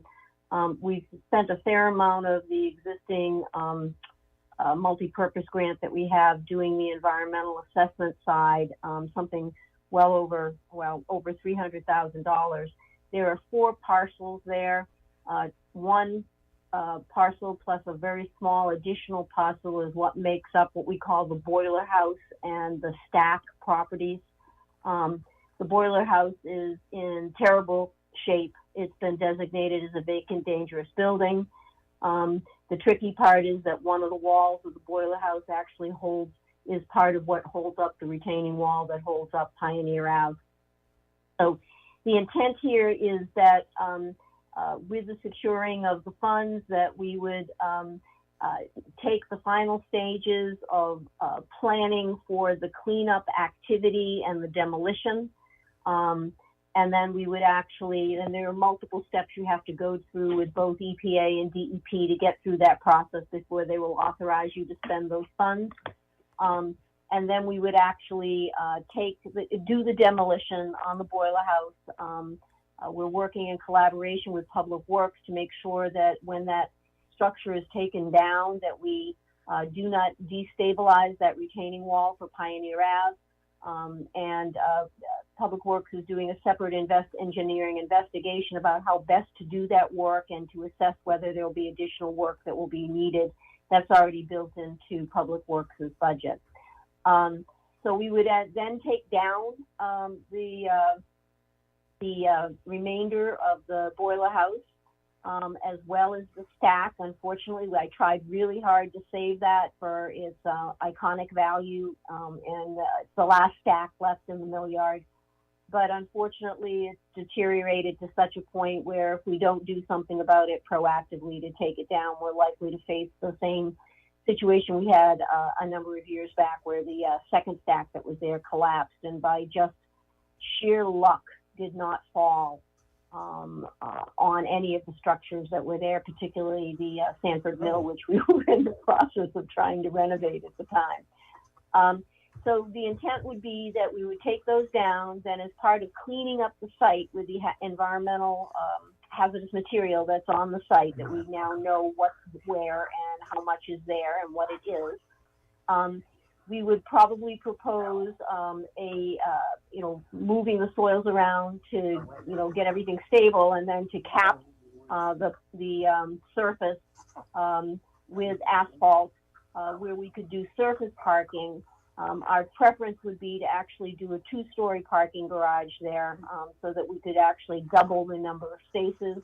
We'd be looking at about 127 spaces if it was just a surface parking lot, presumably something around double that number if it were to be a 2-story structure.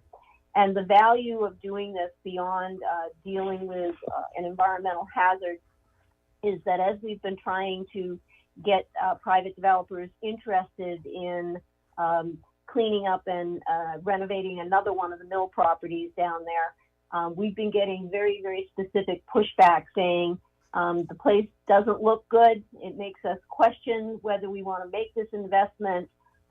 We need parking in order to attract occupants of those buildings. And we want to see the city making some investment in this area to demonstrate that they're going to be a good partner to work with. So that's part of what's motivating this. The additional benefit beyond stimulating investment and renovation in the mill yard is that currently the lower Midtown Mall parking is dedicated to the Sanford Mill as part of the agreement that the city negotiated with Northland when they agreed to come in and renovate that mill. And most of that lower lot of the Midtown Mall is now taken up with parking associated with the Sanford Mill. With the development of a new 127 parking space facility right behind them, between them and International Woolen, we would be able to free up that parking that is at the in the lower Midtown Mall lot, and then that parking in turn can support additional revitalization efforts in the downtown, because we will have good parking within close walking distance of the downtown. That's pretty much it. I am available to answer other specific questions, but that's sort of a general framework that follows the written material that I shared with you. We're trying to also position ourselves to take advantage of the new infrastructure money that's coming out, but at this point we're at the disadvantage that most of the agencies that are going to be administering those funds haven't finalized their rulemaking about how they're going to release those funds and what kind of matching funds there are. So we want to make sure that in this leverage that we have available, that if there are opportunities that fit what we are intending to do, that we will have the funds we need to be able to provide the matching requirements to be able to access those funds. And I guess I'll just say, generally, this is a good investment. In the last 4 years alone, I brought $1.3 million into the city from EPA and DEP. And that's not counting the private investment that has gone along with that, with those investments. So it's a really good return on the investment. The Brownfields program nationally is very proud of the leverage that it brings to the table with the infusion of these federal funds. So I'm available to answer any questions you might have. So the impact of this, if so recommended, and the council moves this forward for voter referendum in November, it's $1,600 to this fiscal year because of the timing of when that indebtedness would be taken out with the main bond bank, and it's interest only for that first interim period of time that will impact this budget. Subsequent budgets would have that in there at a 10-year note. We're estimating currently at 2.5%, approximately $114,474 per year payment thereafter that would be added to the city's bonded indebtedness. We'd have to look at the time, also the aspect of bonded indebtedness currently is going down each year as to how that would play into the overall debt service line.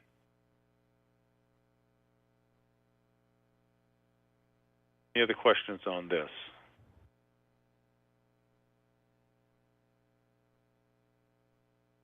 Okay, I have one more element as far as debt service. I'm going to share the screen again, and I'm going to ask Allison Navia, our airport manager, to talk to you about phase 2 of the expansion of Presidential Lane and what that means for the city as far as economic development and our funding aspects.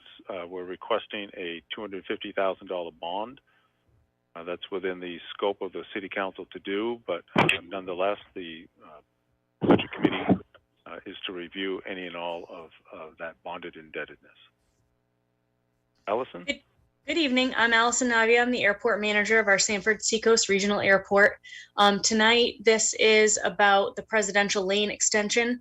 So just to back up a little bit, this is part of our TIF district. So earlier at the very beginning of the meeting, when City Manager Buck referred to the parts and pieces of this that are relevant to the solar funding, this is part of that whole tax increment financing district. So some of those funds are used for economic development within the airport on several different parcels that we designated ahead of time. This is one of those parcels, and these projects and the debt service that would then be associated with them with that $250,000 bond are part of an economic development program that we're doing. So Presidential Lane is an extension of an existing road. The very first development that we did on it was the airport administration and snorkel equipment building. So that's part of that debt service as well. So that houses all of our equipment inside. That's where my offices are, where our training room is, a meeting room is, and all of the airport management operations and maintenance takes place. And then from there, the next development was Lifelight's new hangar. So Lifelight made a significant investment. They put over $250,000 of their funds into extending the road and doing the first phase. And it's not just the road, it's a full suite of utilities that goes into it as well. So there's a 12-inch water main, there's natural gas, 3-phase power, a full sewer system with a pump station. So Lifelight installed that pump station, so that was part of that step, and full fiber optic internet cable and communications and other data cables as well. So it's a very involved project. So this is the access road that goes parallel to Taxiway Charlie, where a lot of these larger privately owned hangars would be. The next phase after Lifelight built that first building was to build out what we've done to date. And I think if you scroll down this one, I guess I can just talk about this one really quick while you're here. So this is the schedule of values. We went out to bid for the project, and I had to write a unique type of contract for this one because I knew how touch and go the funding was going to be. It could be that we could have all the funding in 1 year. It could be that we're going to have to phase it in 2 phases, 3 phases, 4 phases, depending on what we're able to do. So it's looking, unfortunately, like we're probably going to have to do, 2 or 3 or 4 phases. Because as you see here, what we accomplished in phase 1 and was approved last year was the $370,000. We did a bond, and then we had $100,000 raised under CIP. And I had a little bit of funding from elsewhere to be able to put into that. And then if during this phase, all we can do is $250,000 worth of work, we're not going to get anywhere close to that $965,000 that would completely finish the project.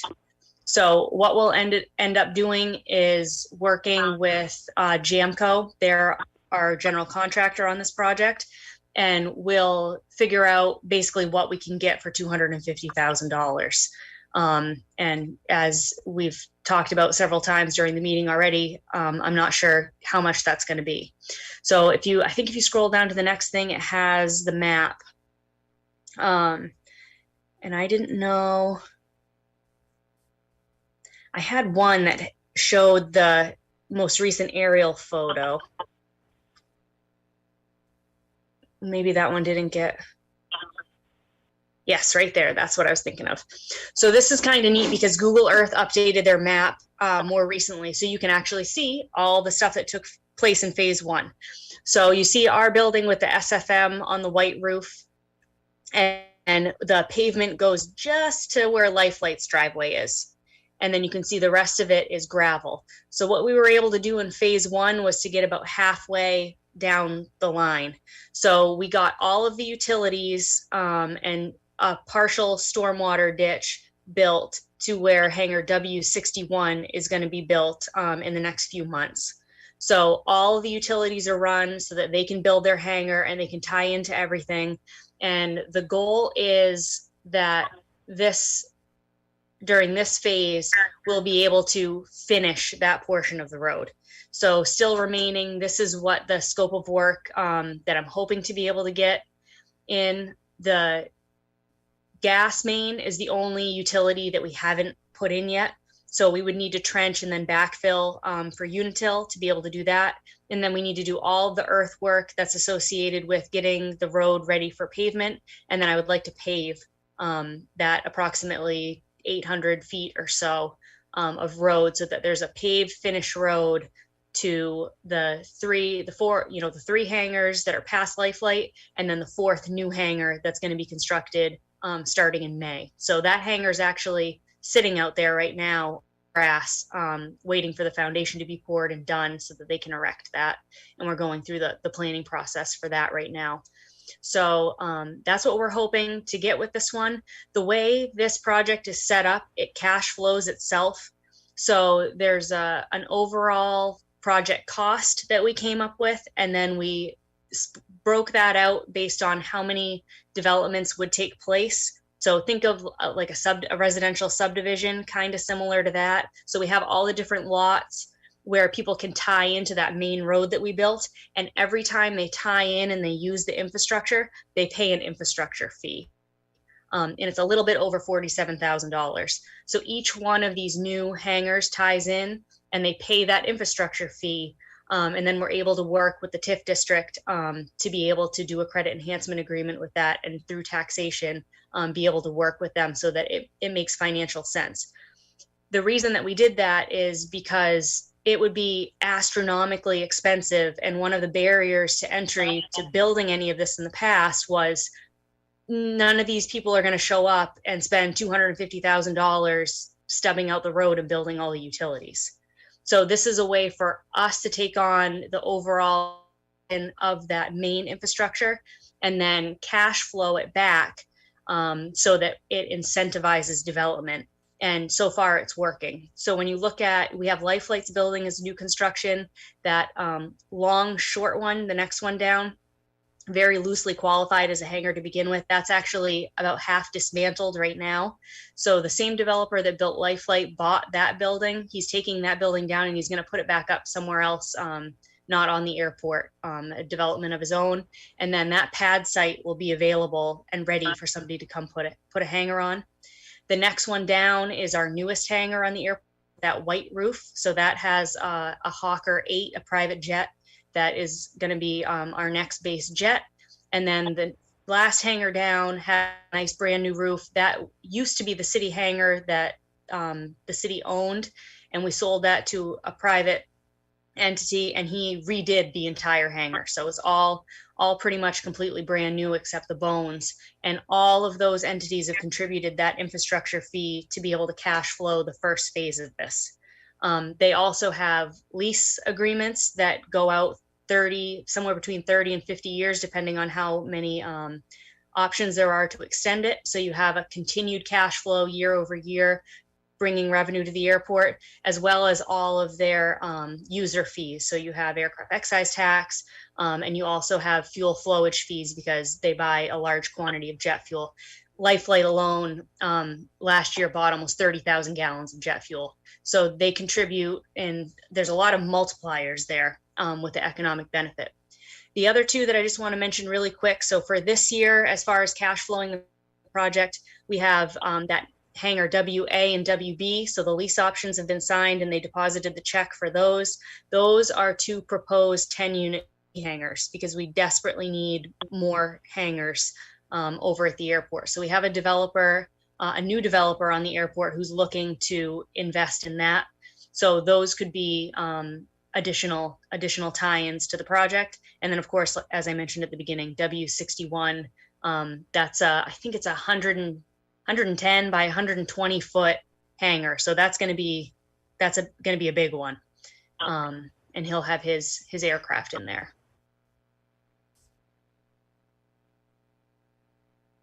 So I know that's a lot. I just ripped right through this whole thing. This shows my ultimate layout for the whole west side of the airfield. So when you zoom out, you see the 10 unit hangars that are already in existence up there. A fifth one is proposed, and that one's already permitted. That one's WE up near Gatehouse Road. And then you'll see down below the WHA and WHB that I just talked about. Those would be very similar to those, and they would each have 10 units in them. And then I just put in placeholders for maybe different size hangars that could possibly be there in the future, all along Taxiway Charlie. So what we've done by creating the master plan this way also is that we've separated the larger jet traffic and maybe anything that could be more in nature, sort of like life flight, away from the congested east side of the airport where you're familiar when you're driving by and you see all those jets parked out there, and all the traffic that's itinerant, meaning that it just comes and goes. It's not the airplanes that live here and call it home. So we're separating them. They're a nice quiet area over here where they want to do their thing. So that's just another part of it that makes it really marketable. And I'll answer anybody's questions if you have any questions. I know that's a lot of information.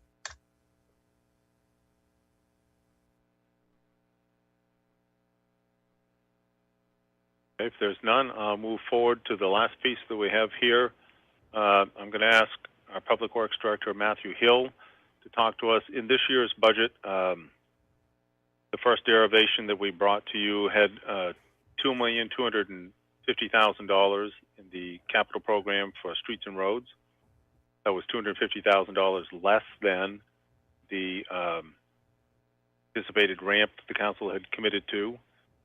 Since we were able to reproject revenue sharing based upon the December 2021 elements, the last derivation of the budget that's in your budget book that was presented tonight restored that $250,000 of revenue to the streets and roads, bringing it to $2.5 million. So I asked the Public Works Director tonight to go through our pavement condition index study as to why we're recommending to stay at that $2.5 million level and what it means if we reduce that by the $250,000 per year, especially in light of the increased cost for streets and road development. So Matt, I'm going to turn it over to you, and I can control the presentation for you. Which of the pieces do you want to present on first? Yeah, if you want to go right in order of the forecast model from the original study that we did back in 2018.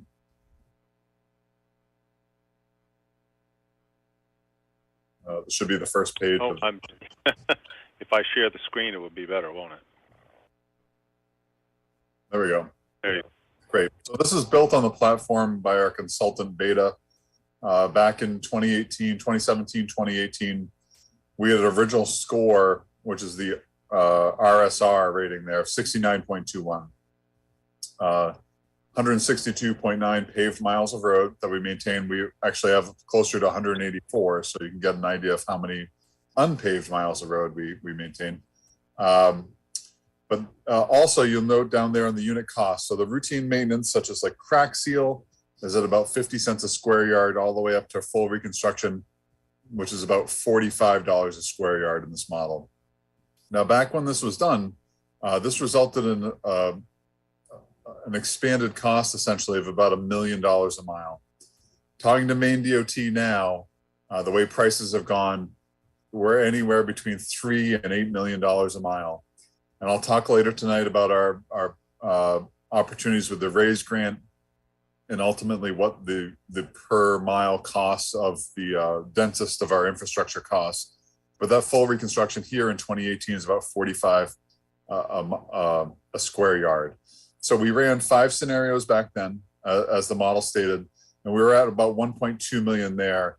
And we wanted to get to a point where, is it possible to turn this one sideways, Steve? Thank you. I'm sorry about that. Wrong direction.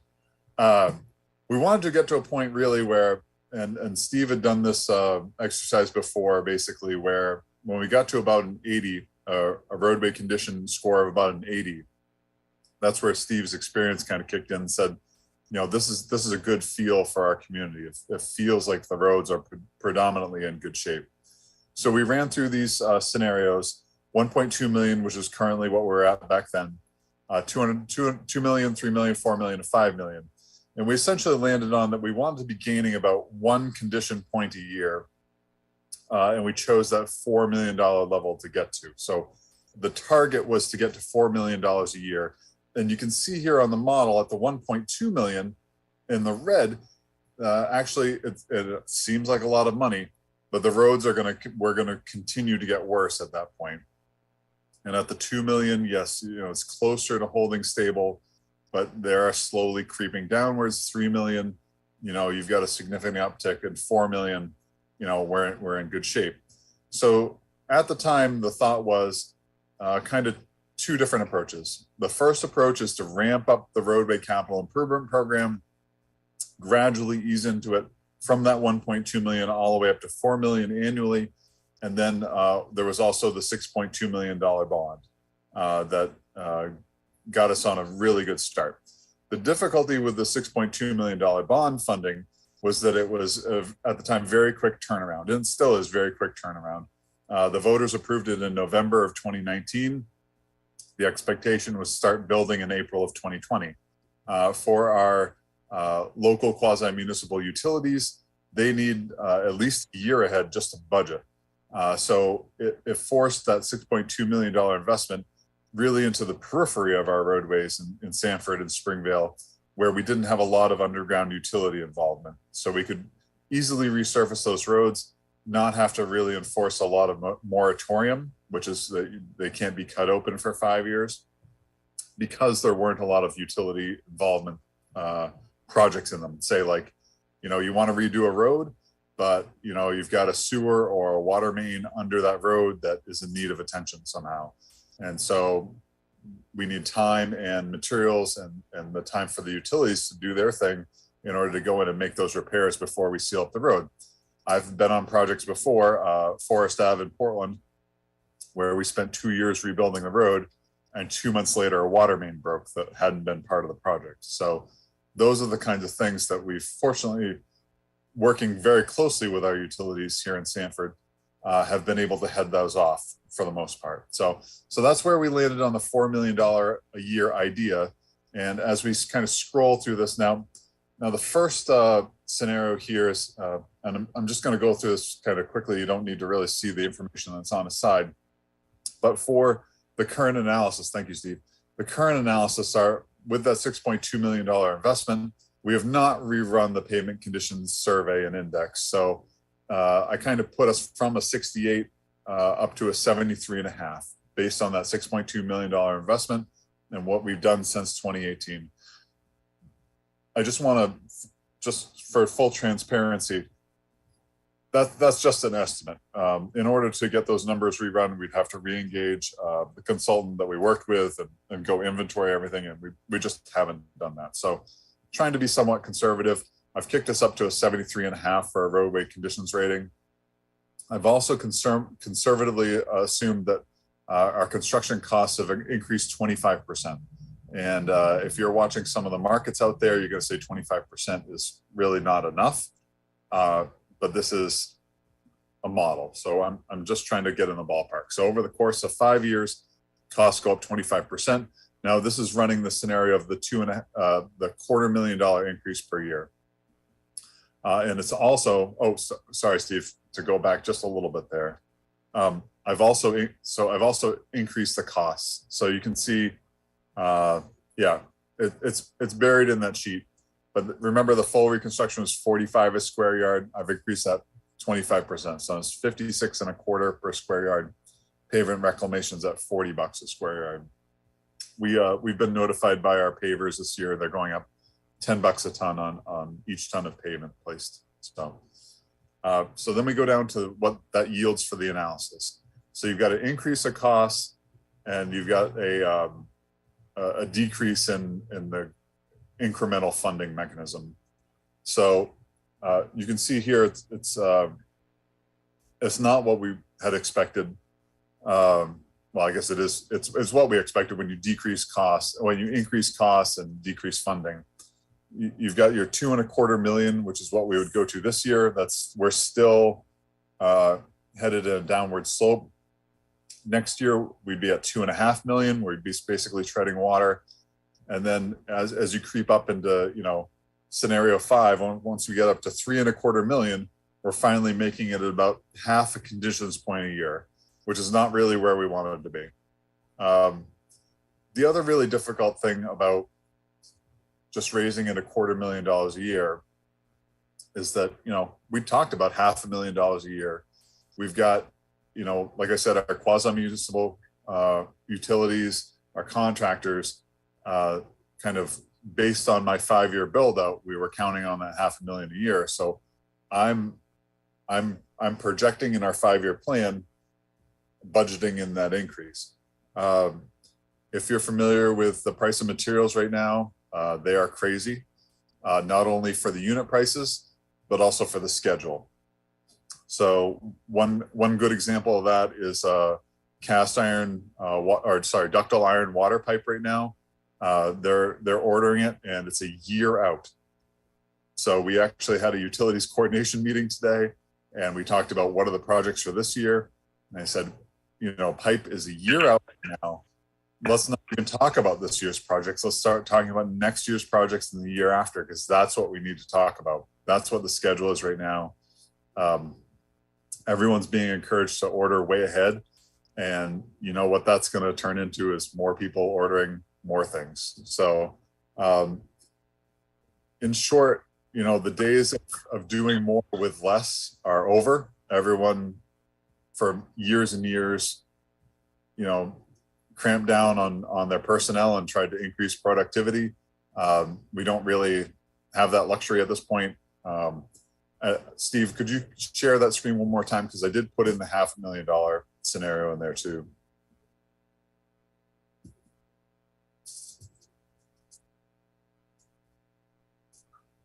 Sorry. Yeah. So, okay. So I just want to show you the difference. So there we're creeping, the best at $3.25 million, we're creeping up about half a point a year.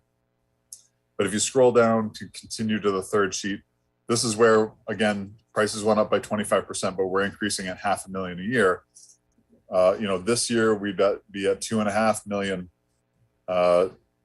Next year at 3, year after at 3.5, and then the year following, this was intended to be 2025, I believe, we'd be at that $4 million a year.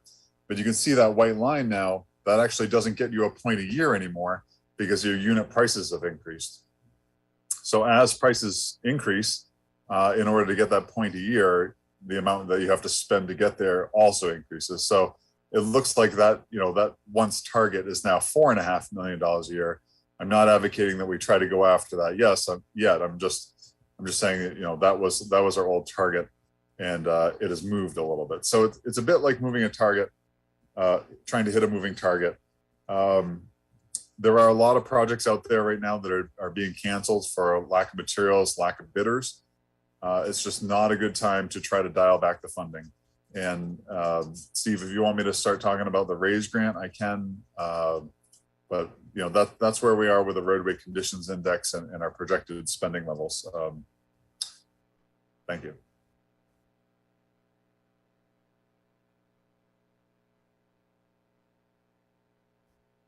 We can't hear you, Steve. That's the reasoning to bringing it back once the revenue sharing was there from $2.25 million to $2.5 million. That was the city's agreed to ramp. Recommended to restore it back to that. I've presented the budget accordingly. Those are all of the elements that the city had for this evening. Other than if time allows, we do have new revenue sharing projections that came out on 3/14, and I can share those later this evening.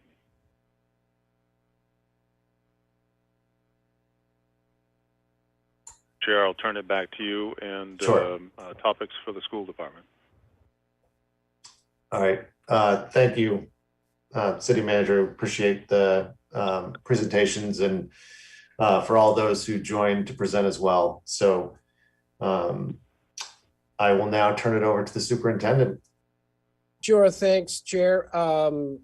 One of the, we presented last week, and one of the things in our budget is the expansion of pre-K, and I think the Budget Committee was overly, was supportive, but also was curious about knowing more about the demand for pre-K. So I've asked Assistant Superintendent Steve Boussier tonight to talk about pre-K. He's been actively involved.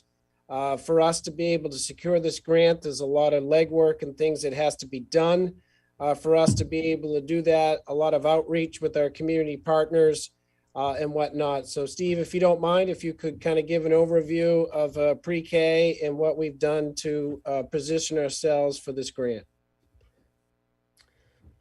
Good evening. So currently in the school department, we have a collaboration with Head Start where we offer full day programming for students for 32 students. And that is an income eligible requirement for that program. And then we have our half day programs at SRTC that serves 32 students. So in all, we have 64 slots that are available to students. Now, keep in mind, the typical kindergarten classroom in Sanford, we have 200 to 250 students in any typical year. And currently, we are only offering 64 slots for our 4-year-olds. Typically every year, pre-pandemic, we've had a wait list for pre-K. And in addition to having a wait list for pre-K, oftentimes parents call and our program is not a good fit for them. The big reason being we are only half day unless you're income eligible, and we do not provide transportation. So there are some barriers with our existing structure. So as we look to expand pre-K, it's really a opportunity for us to offer full day programming to more kids in the community and to offer transportation. And so the need or the request to have students join our pre-K programs is going to increase. So with the pre-K grant, one of the things that was required is collaboration with the community providers. We have a strong collaboration with Head Start. And then those providers that provide after school care and before school care. And we have a strong relationship with the YMCA and other local daycare providers. So as we look at, with the expansion, we're looking to have 96 slots. 96 slots, we anticipate to be able to fill those 96 slots. We have started to advertise, knowing that we are still waiting budget approval. We have started to advertise because we need to get out in front of it. With 2 weeks into the lottery, we have 50 folks that have signed up that are looking to have slots. We still have 2 weeks to go. With that, that's a very healthy number as we look at where we're at currently. Now, you may ask, and it was asked last week, why not expand greater than that if we're expecting to reach our 96 target? Well, really for us, when we look at early childhood education, we really want to offer a quality program that meets kids' needs that we know we're going to meet. As with many industries and many positions across the school department, one of the concerns we have is regards to staffing. And so by slowly rolling out pre-K, we're confident that we're going to be able to meet those staffing needs. Another area that we've are cautious in is transportation. So by slowly rolling out the program, we feel like we're going to be able to meet those transportation needs. So really, there is a need in our community for we're excited to offer pre-K programming. And with this slow expansion, we think we're going to be able to offer a really quality program to kids. And it's going to be a benefit to working families in our community. That full day option, I think it's going to have a financial benefit for families. And I think it's going to free up some folks to be able to enter the workforce. So I will take questions at time if you have specific questions that you'd like to ask about the pre-K program or the grant process. I have a question. Sure. So the 64 slots available are income-based, but the 96 slots now will be lottery-based, correct? Or will they still be income-based? Will it be a combination? I'm just curious about. Good question. So currently we have the 32 slots that we have at Head Start currently. Those are income-based. Because it's a full day program, is that what it is? Right, Okay. yeah, the full day program. And the 32 slots that we have at SRTC, those half-day programs, those currently are open to anyone. So that's a lottery now. So moving forward, the additional 32 slots that we have, so the 64 slots that we have available will be available to open to anybody. So the lottery is really for those 64 slots. Okay. Those 32 slots at pre-K will still be income eligible over at pre-K. And Lindsay, as part of what we're doing with this expansion is those half-day programs at SRTC, we're converting those to a full-day program. Okay. As well. So there'll be no longer half-day programs. It'll be full, but the lottery will be, in essence, for, as Steve said, the 64 spots that are not income eligible. Okay, so there will be slots available for kids that are outside of that income eligible. Yeah, absolutely. Yep.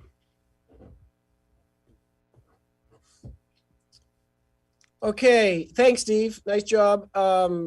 We also had questions about fund balance, carryover, and the reserve funds. So I'm going to ask our business administrator, Cheryl Fournier, to present information on those. So, Steve, do you have that item that I sent in to put up on the screen? Let's see, which item would that be? It's under old business, Steve. It's under old business and it's after Matt's documentation.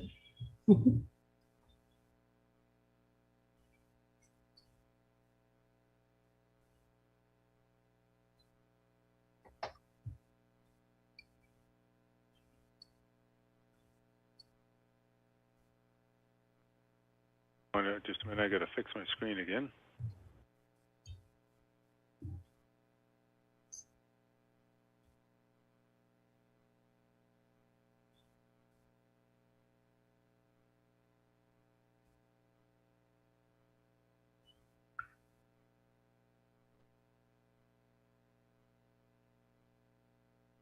Here we go. So I'll have to disappoint everybody. I didn't add pictures this time. But this is a list of our reserves that we currently have, plus it shows the reserve that we're going to use. So the capital plan has $121,000. That's for unspent capital, the capital program, the 5-year capital plan. And that's the unspent portion of that for the past 2 years. Health insurance reserve is for health insurance when we came under budget. And plus we got a premium return. And so due to COVID, so we put both of those in reserves in the expectation of possibly having a very large increase in the future. And we've been lucky to have a negative for Harvard for 2 years decreases, but I don't think that's going to continue for much longer. And then we have the fuel reserve for $81,000. That is for unspent money on our fuel, heating oil, propane, natural gas last year. A lot of that was due to turning down the heat when we were not in session during when we were all remote. And so that was some of that savings during that time period. And then we had special ed, which had a savings of $363,000. A lot of that was due to staffing and not being able to hire people. And so we're gonna plan to use $254,000 of that reserve to fund for the bridge startup of the bridge program. And we talked about that last week during our presentation. And so that's a total, after we use the 254, that will leave $733,000 in our reserves. Do you have any questions on reserves? Or Matt, do you have anything you want to add?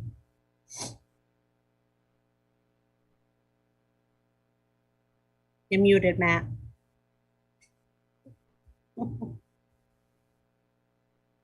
Sorry. No, I think, as I mentioned earlier, but also as you heard Matt Hill talk about, some of those capital was the ability of not being able to have the work get done or people available to be able to do that. So that's something that we also want to be able to have to adjust to where the conditions are in looking at that. And as Cheryl mentioned, a lot of that was due to COVID related, as we went through both the shutdown of school, but also the impact of services and anything that went that way for it. So those are pieces for us that we've got positioned for when we expect that pendulum to swing in the other direction. And so, any other questions? I can't really see the raised hand, so you have to let me know. Oh, yeah, sorry, there's no raised hands at this time. Okay. So Steve, if you can put up the fund balance page, which was the one after that.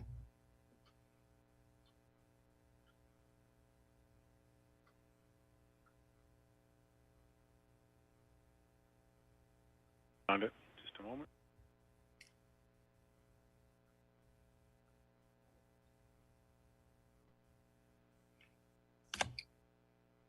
So here is the fund balance. I went back and did a 4-year look at this. So it does the revenue and expenses. There was a prior period adjustment in 2018 for the 61,000 in there. So I actually included that also. And so the net increase or decrease of fund balance is in 2018, there was a negative 222,000. In 2019, there was a negative 514,000. In 2020, we added 725,000 to the fund balance. And in 2022, we added 2.6 million. So you can see the fund balance number in the first highlighted row. And then when you do that, it actually, some portion of it is actually committed. So we had use of carryover for 2 years in a row in 2018 and 2019. So that made our unassigned fund balance go negative. So if you look at 2018, it went down to 290,000. So that's 763 less the one, just over $1 million. So that brought it into a negative unassigned fund balance. So unassigned fund balance is anything that isn't committed to be paid in the future. So in 2019, the fund balance was at 248,000, and we had committed just over $1 million again in the budget process. So we were at negative $805,000 in unassigned fund balance. So in 2020, we ended that year with $973,000 in fund balance. We had nothing committed to be spent in the 2021 budget. So we stayed at an unassigned fund balance of $973,000 again, which was 1.8% of our expenses. And the statute is that we could be at 3%. So then we come into 2021 and we were at $3.6 million. We had $988,000 committed as reserves, which we just talked about in the last slide. And then we had a carryover during the budget process to be spent in 2022 of $71,000. So that brings us unassigned fund balance to just under 2.6 million or 4.7%. Now, we just mentioned that the statutory amount was 3%, but they actually increased it because so many people had underages of expenses during COVID that they allowed it up to 5%. So we're at 4.7% of unassigned fund balance. So questions on that? But you can see these numbers all in the audited financials, page 3 of the school audited financials. Wes, do you see any raised hands? No hands. I do have one question. So do we know so these are unassigned funds from the fund balance? Well, I guess my question is actually on carryover, so that's fine. I will reserve that for now. Well, carryover and unassigned fund balance are the same thing in the school because you're it's a use of carryover, use of unassigned fund balance, depending on which schedule you look at in the audited financials. And it's because the full amount of that $2.6 million has to be spent on the school related funds. Okay. And so they call it a carryover because of that. Gotcha. So unassigned fund balance or carryover at 2.6 million. And then the budget for 2023, we have using just over $661,000. And you might remember that was for some technology related items and for the bridge expansion items that we were going to use that money for. So the estimated unassigned fund balance is $1.9 million or 3%, which 3% we kind of did on purpose to make sure that we had that money for future. For the end of 2022, that's the projection? That's the, well, yes, that would be the projection, yeah.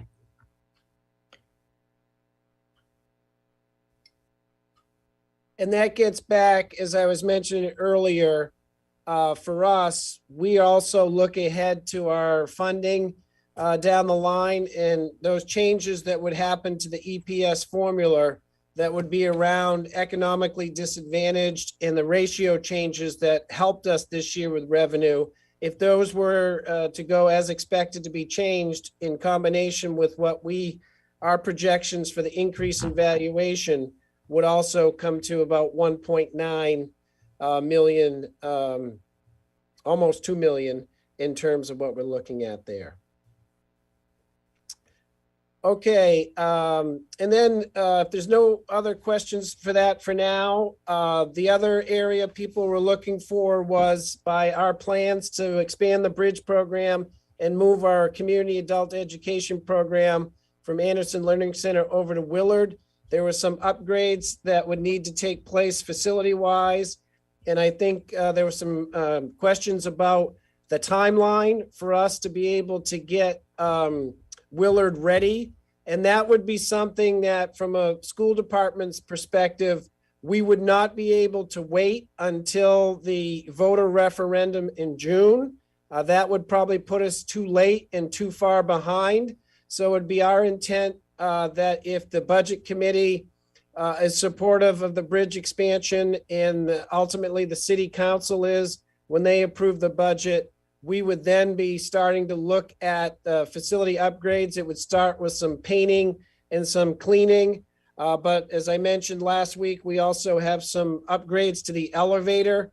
And those would be some things that we'd have to get going on with the quote and the information that we receive. We'd have to start that process in April in doing that. And then we'd also want to be able to take advantage in April as well as being able to get some of the cleaning done. So that's not something that we'd be waiting for until the summer push to be able to get that done, and the strain on our maintenance and custodial staff and looking at that. And then we're also looking at ways to address the boiler. I know Ms. Conley earlier in the public comment, she had talked about the boiler, and we do have a steam boiler there. One of them that would have to be looked at and replaced, but we're looking at a lot of different options to try to do that in an efficient way, but also upgrades to the entire HVAC and the automation of controls and the updating of that. That was something that initially in our plans as we were moving out that we didn't have future plans for that, but as we've been working, looking at that closer, working with city officials, we're looking at a way for that to make sense, to have Willard be part of our educational campus. And so we are looking at coming back to be able to do that. In terms of the roof, because there were some questions about the roofing at Memorial Gym and Willard School is fine. I think that's Ms. Conley had mentioned that that was, and it was. So it wasn't anything last week that we had talked about. Any of these repairs or any things would have to come back to be connected to the roofing at all. So it is something for that timeline to happen, that following the city council's support and approval and commitment to that, we'd be able to start to get that timeline so that we would be able to start our bridge program at the end of August.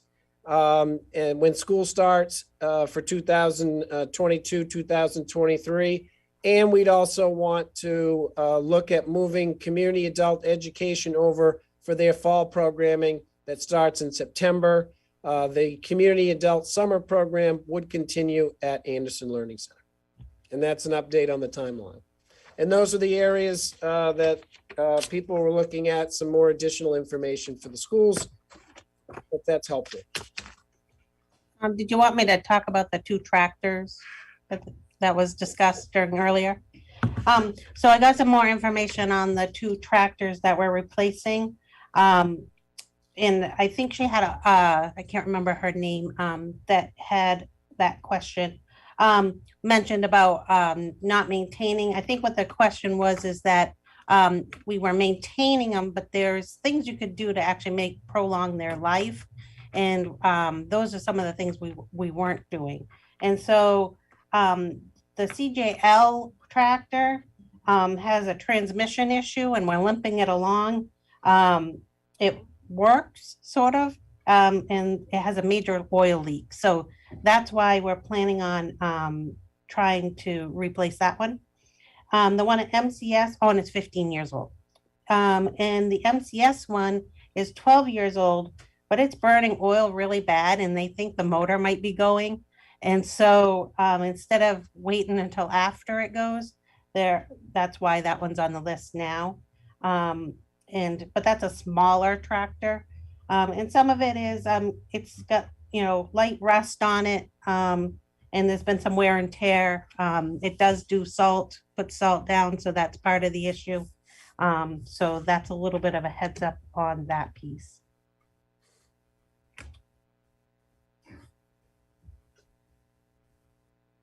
All right. Are there any questions around any of the topics that the superintendent has presented?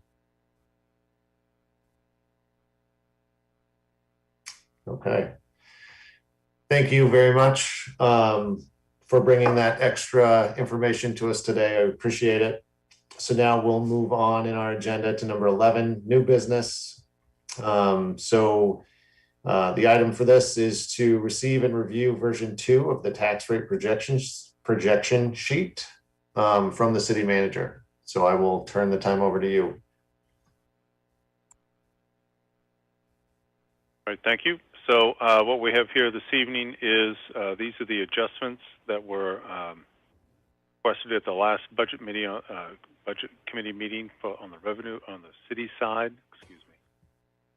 Was the new projection of revenue sharing pursuant to the December 21 issuance at additional revenue of $526,079 on revenue sharing.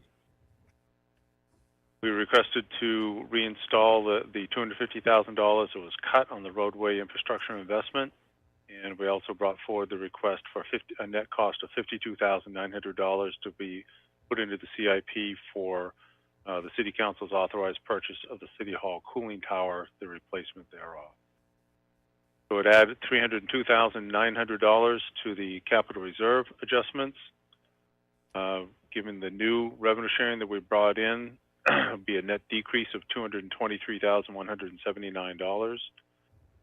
That would bring the net call out for taxation increase year over year for the municipal side of the budget to $359,547, or 1.96% increase. What that would do, again, we're holding these elements stagnant as far as the valuation is concerned. County tax is held stagnant as well. Making those adjustments to the city side of the equation, you see the net result of $1,587,000 on the expense side. Capital reserve is an increase on the city side of $268,901. Carry that all the way down through with no change in the school department. You have a net call out of taxation of $1,086,574, which is a 3.21% increase year over year. Absent changing any of the other variables in there, that would call out for an increase of 57 cents per $1,000. Take the mill rate from 18.18 to 18.75. And if the committee would bear with me, the good news that I have here this evening is I'll bring this forward for you right now on state municipal revenue sharing. Looking at my budget book, we had projected that there was going to be, pursuant to the December 21, that there'd be $230 million allocated into state municipal revenue sharing, which is going to bring the city of Sanford up to $4,330,287. That was the $500,000 increase I talked to you a moment ago. On 3/14, the state reprojected the numbers. There's actually another $10 million that are going into that revenue sharing formula, as well as they have updated the state valuation and municipal assessment numbers in here. The result of which, $4,701,580.46. So $180,000 over and above what I had brought to you before. I have on another sheet where Ronnie and I were working on the calculation sheets here, that if you account for that additional revenue coming in, that would bring the municipal revenue to $16,696,000. With the restoration in the roads, plus the additional CIP request in there, the $850,000 use of fund balance, bring the call out for this year's municipal commitment to $18,315,237. Size of this for you, which would put the municipal side at $11,745 less than the net call for taxation last year. I'd like to present that as the new starting point for the Budget Committee's consideration.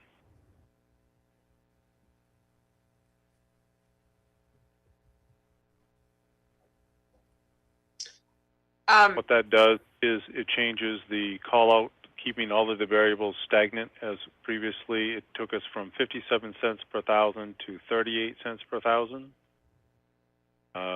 with a net increase of $715,282 or 2.11%.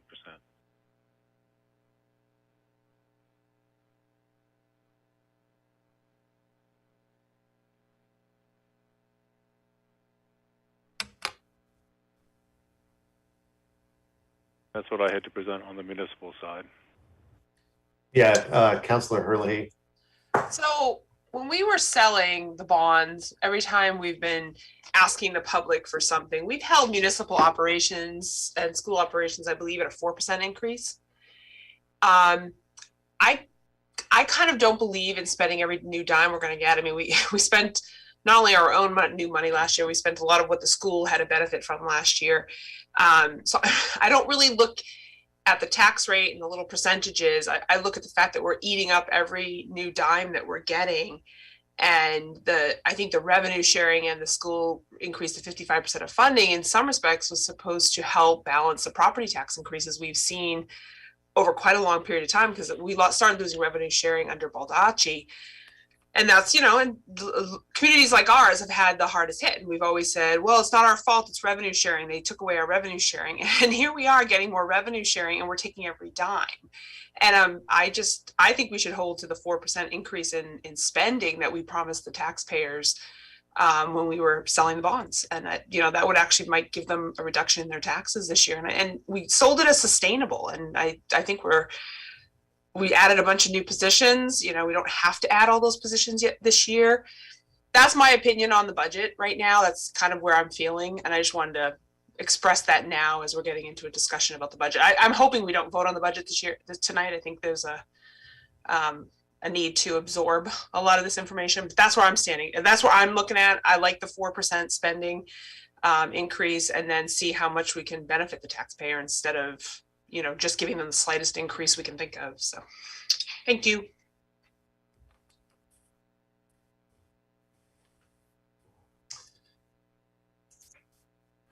All right. So, yeah, thank you for that, Maura. So, that actually brings us, the agenda obviously has the vote on the municipal and the school budget, but I agree with you. I don't think that's something that I believe we're ready for. So, but what I would like to do is spend the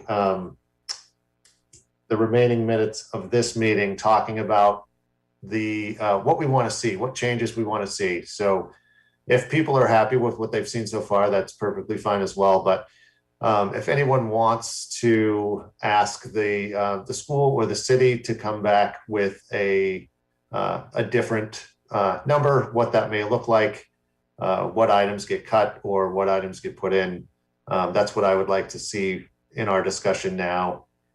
So Maura, if I'm not mistaken, you've proposed that they come back with a 4% spending. Operational, because I don't want it cut from the CIP. We had the same conversation about the CIP that we were going to increase it incrementally every year. So it was never just a 4% increase. It was 4% operational. And the CIP was going to increase so that we could get the parks up and the roads up and get to a reasonable level. I think we're spending a lot. I do.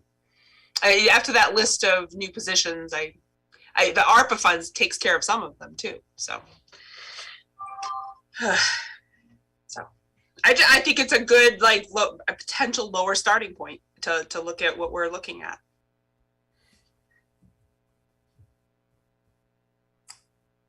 And then, so Steve, does that? I don't get specific on what I think should be cut or not cut. So thank you. Sure. Yeah. So Steve, does that make sense? Actually, it doesn't to me. So right now, the municipal services, the operation is up by 5.96%, or about $1.6 million. So I would be making unilateral decisions as to where those cuts are. A large portion of that, more than $800,000 of that, is tied up in ARPA-approved allocations, which has the associated revenue with that. So that was my comments earlier, that it's really about net taxation. Previous targets that were set on year-over-year percent changes to expense and percent changes to revenues, I feel no longer apply. The world is not the same as it was even 3 years ago when some of those 20-year projections were done. I think we need to look at net taxation as to what that sustainable level is in our community.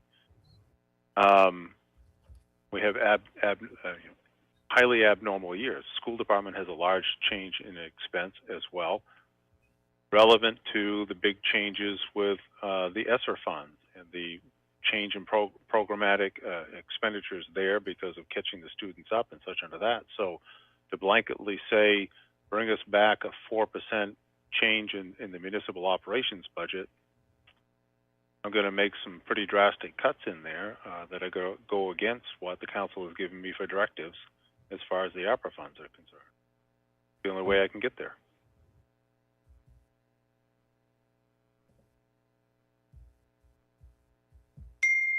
And Maura, was your intent with the 4%? Does that include the ARPA funds? I think there's a lot of positions that were added that actually don't have ARPA funds. So I think I told you, I'm looking at a low point. There's some wiggle room in between. And I think we're going down a rocky slope if we start adding positions. And I think it's too much spending. I think the taxpayers deserve something back from all of this. Every year we seem to expend every dime we get. and then some. That's that. So it was my starting point. It doesn't have to stick. I understand what Steve's saying. I get that, but between 4 and 5.96 whatever percent, there is probably something. Okay. Councilor Brink, I see you have your hand up.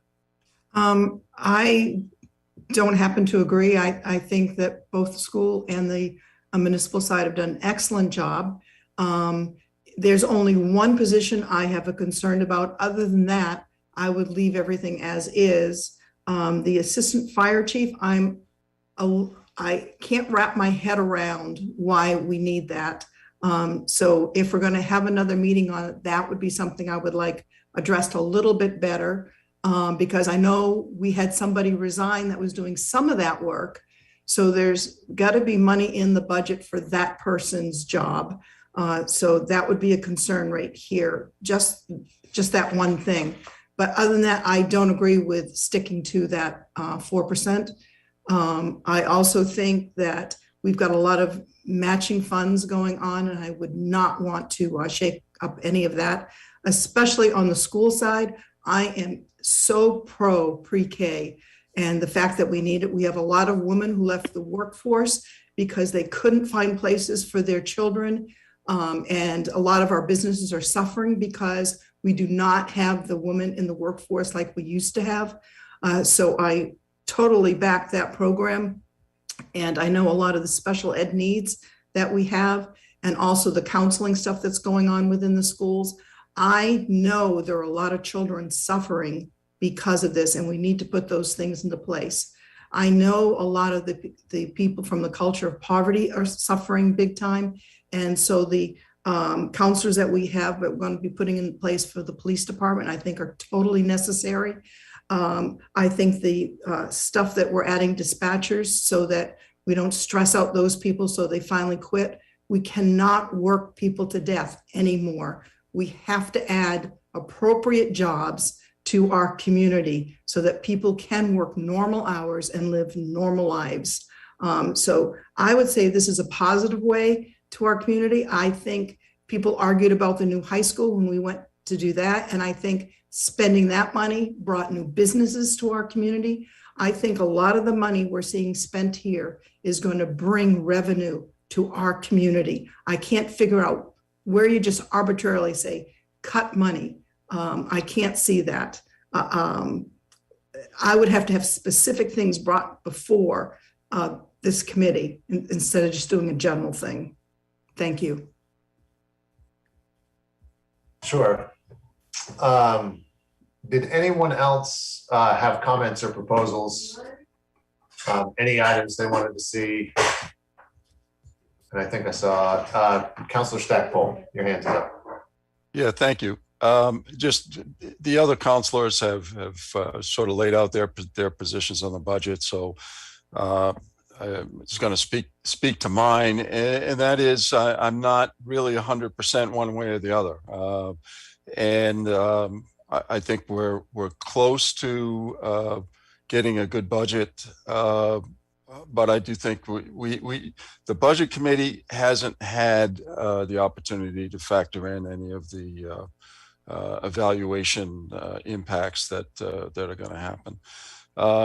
So I guess what I'm suggesting is, and I've already forgotten, we're at something like 38-cent increase. Remember, I'm old-fashioned. I use the mill rate. And so I don't know where we are between 0 increase in the mill rate and 38 cents, but I'm probably not for going below last year's budget. But that looks at the impact. In all this, as a counselor, we're in the unique position because, as they say, we have 2 bites at the apple. Okay, I get a vote here, and I get a vote with the council. So if I'm not entirely happy with every aspect of the budget moving forward, I would still support the work of the budget committee and then redress the issues when they come to the city council. So I don't want to influence the thinking of the budget committee too much. Again, I'm undecided as to where I'm at, And I do share concerns of both Councilor Hurley and Councilor Brink. They're not that diverse in their opinions here, and I do share some of their concerns, both of them. Thank you. Anyone else on the committee have comment or any proposal for what they'd like to see from the budget numbers for next week? Jump in. Sure. I agree with Counselor Brink about the assistant fire chief position. That was also a hard one for me. And it's such a tiny, tiny little part of the budget, but also that HR generalist position being a part-time position. I'm just wondering how necessary that might be moving forward in the budget. It's such a small piece though, that it almost seems, it's just, if we're trying to get rid of, move towards a smaller number, I feel like that might be something that could help work towards that. And then just going to the school board portion of the budget, as far as the bridge program goes, I feel like Sanford is just too big of a school district to be sending special needs, special eds kids out of the system. So I love that that would be bringing our kids and keeping them here in Sanford. And I think that would be such a huge thing. I just feel like we're too big not to have that. The pre-K, I feel like I would love to see universal pre-K for all Sanford students. I know that that's a jump. I feel like this is a move in the right direction. It troubles me that there's a lottery, only because, we go back to those moms that want to be back into the workforce and just the anxiety around that. And I would love to be able to do more for pre-K. I have problems with a small pre-K, I guess, but eliminating it altogether to save money, I don't think would be worth. Love to see pre-K, I guess, expanded in the future if possible. So it's hard for me to cut anything from that school side of the budget, only because those programs I think are detrimental to Sanford's community, especially being a young family here myself. It's hard. There's really not much room for cuts. I feel like I agree with some of the other sentiments made.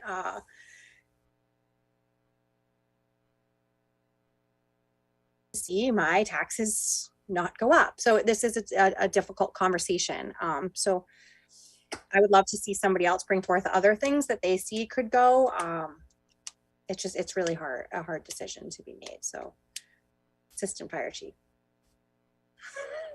That's really all. Thank you. Thank you. Any other comments?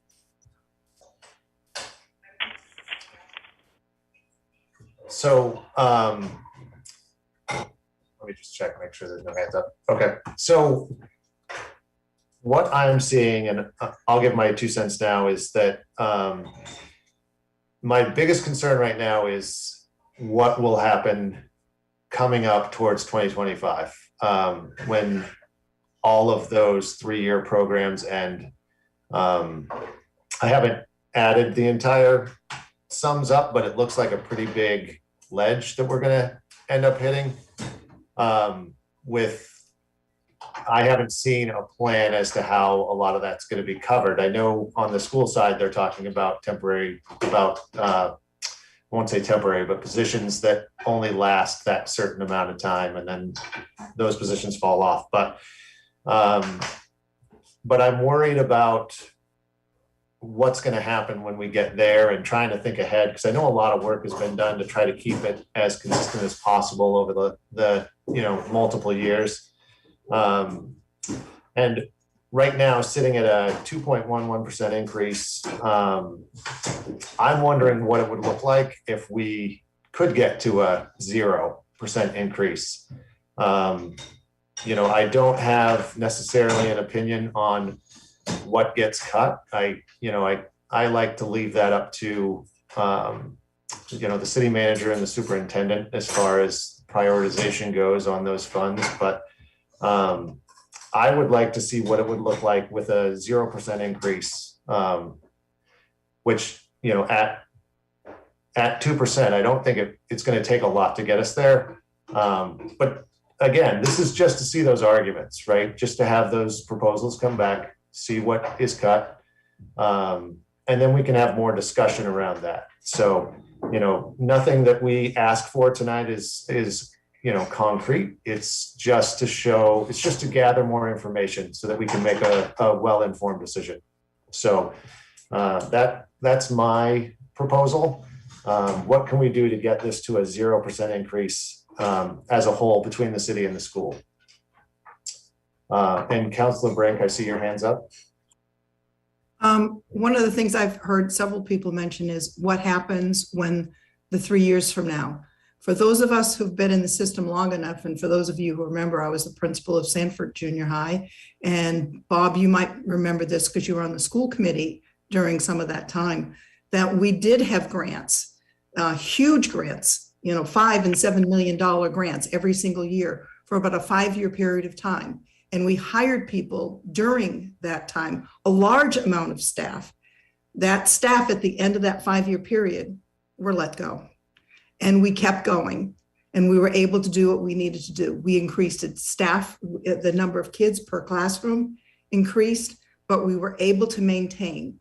So it has been done in the past and can be done in the future. So if at the end of 3 years within our schools, if we need to cut some of these positions, I think our staff, our educators are resilient enough that they will be able to do it. I think the administrative staff within our school system can do something too. I also have great faith in the school committee. We have several members, I saw their names up here, and I think they can also help with that process. We've done it before, we'll be able to do it in the future. And before I stop talking, I just wanted to say I see several kids that went through the junior high. I'm so proud of them for stepping forward and volunteering and be a part of this whole process. That really makes me feel good that these kids are all there. So thank you. Thank you. Councilor Stackpole. Yeah, kind of echoing some of the things that Councilor Brink was saying, but there really hasn't been anybody who's been banging the drum more loudly about what we're coming to look in the face as the physical cliff. And it's not the forefront of the discussion, but close to the forefront of the discussion coming up. When you get in a layoff situation, I guess this is my opinion or my professional observation or whatever. When you get in a layoff situation, it typically happens when you're not anticipating a shortfall in your revenue. Okay. The state legislature, for some reason, drastically reduces your subsidies, both municipal and schools. You're not prepared for it. You weren't looking for it. And then you end up, unfortunately, having to lay off staff. We're talking about this fiscal cliff years ahead of when it's going to take place.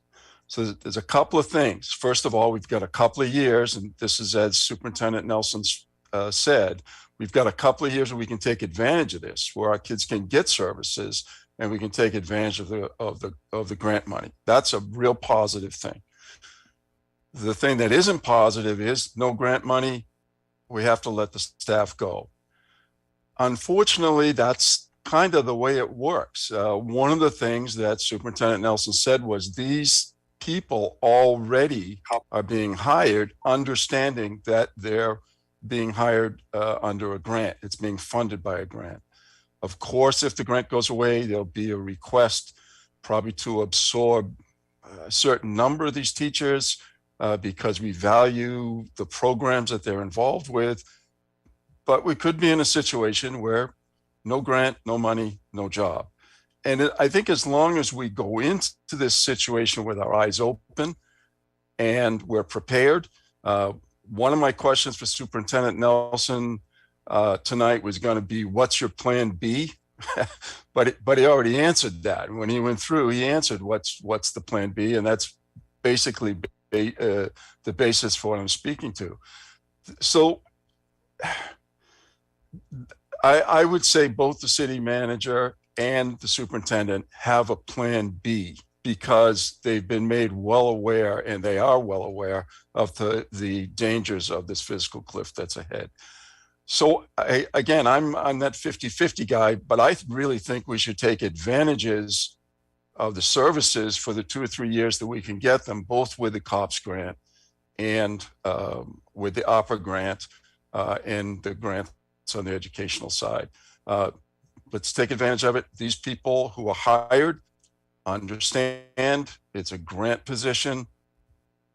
3 years, it might not be there. That's kind of the risk that they take. Wish it could be better, but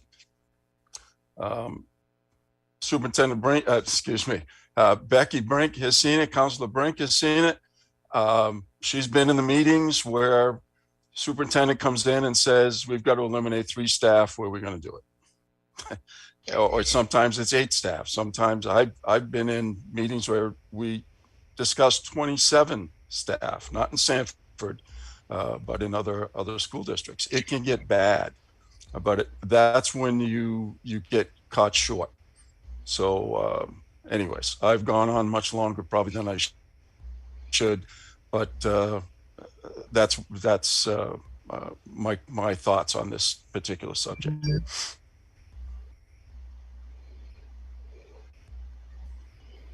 Thank you. Any other comments from councilors or from committee members? So I have a question. So are we sure that we're going to be able to fill like all the additional teaching and ed tech positions that we have in the budget? Like, are we sure that do you have that insight on, what's in your, what's in your pipeline for hiring? Like maybe we don't hire them all this year. I can answer that. Amy, one of the challenges, hiring has been challenging for us in all aspects of the school department, but I still feel confident going into that. One area probably that has been a little bit more challenging is with the ed techs. There are some of those positions that we haven't been able to come back and fill. But I also feel that as we sit here in March and things start to turn around and you start to see some of those other things that we've talked about expanding pre-K and some of those other areas, I'm confident that we can also fill those areas. I will say we won't fill it for the sake of filling it. If it's not, we're guarding of that money and those resources in doing that. But I would say right now, I'm confident that we can get those positions filled. And the other thing I'll say about, there's a 3-year where we have these covered.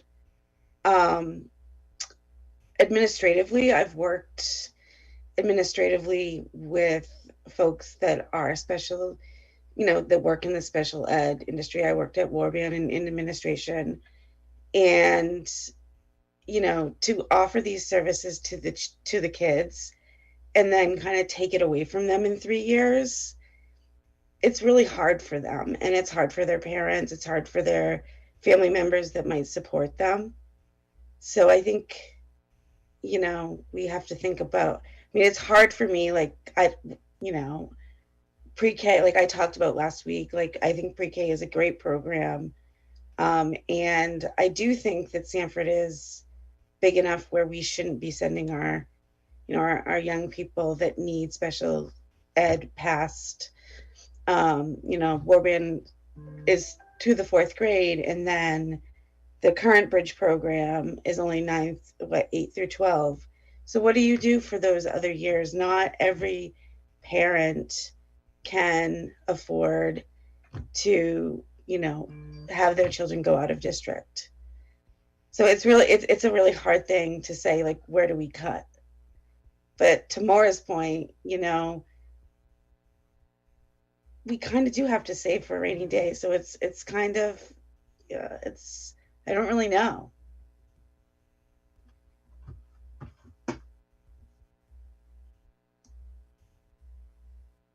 Thank you. That's Melissa?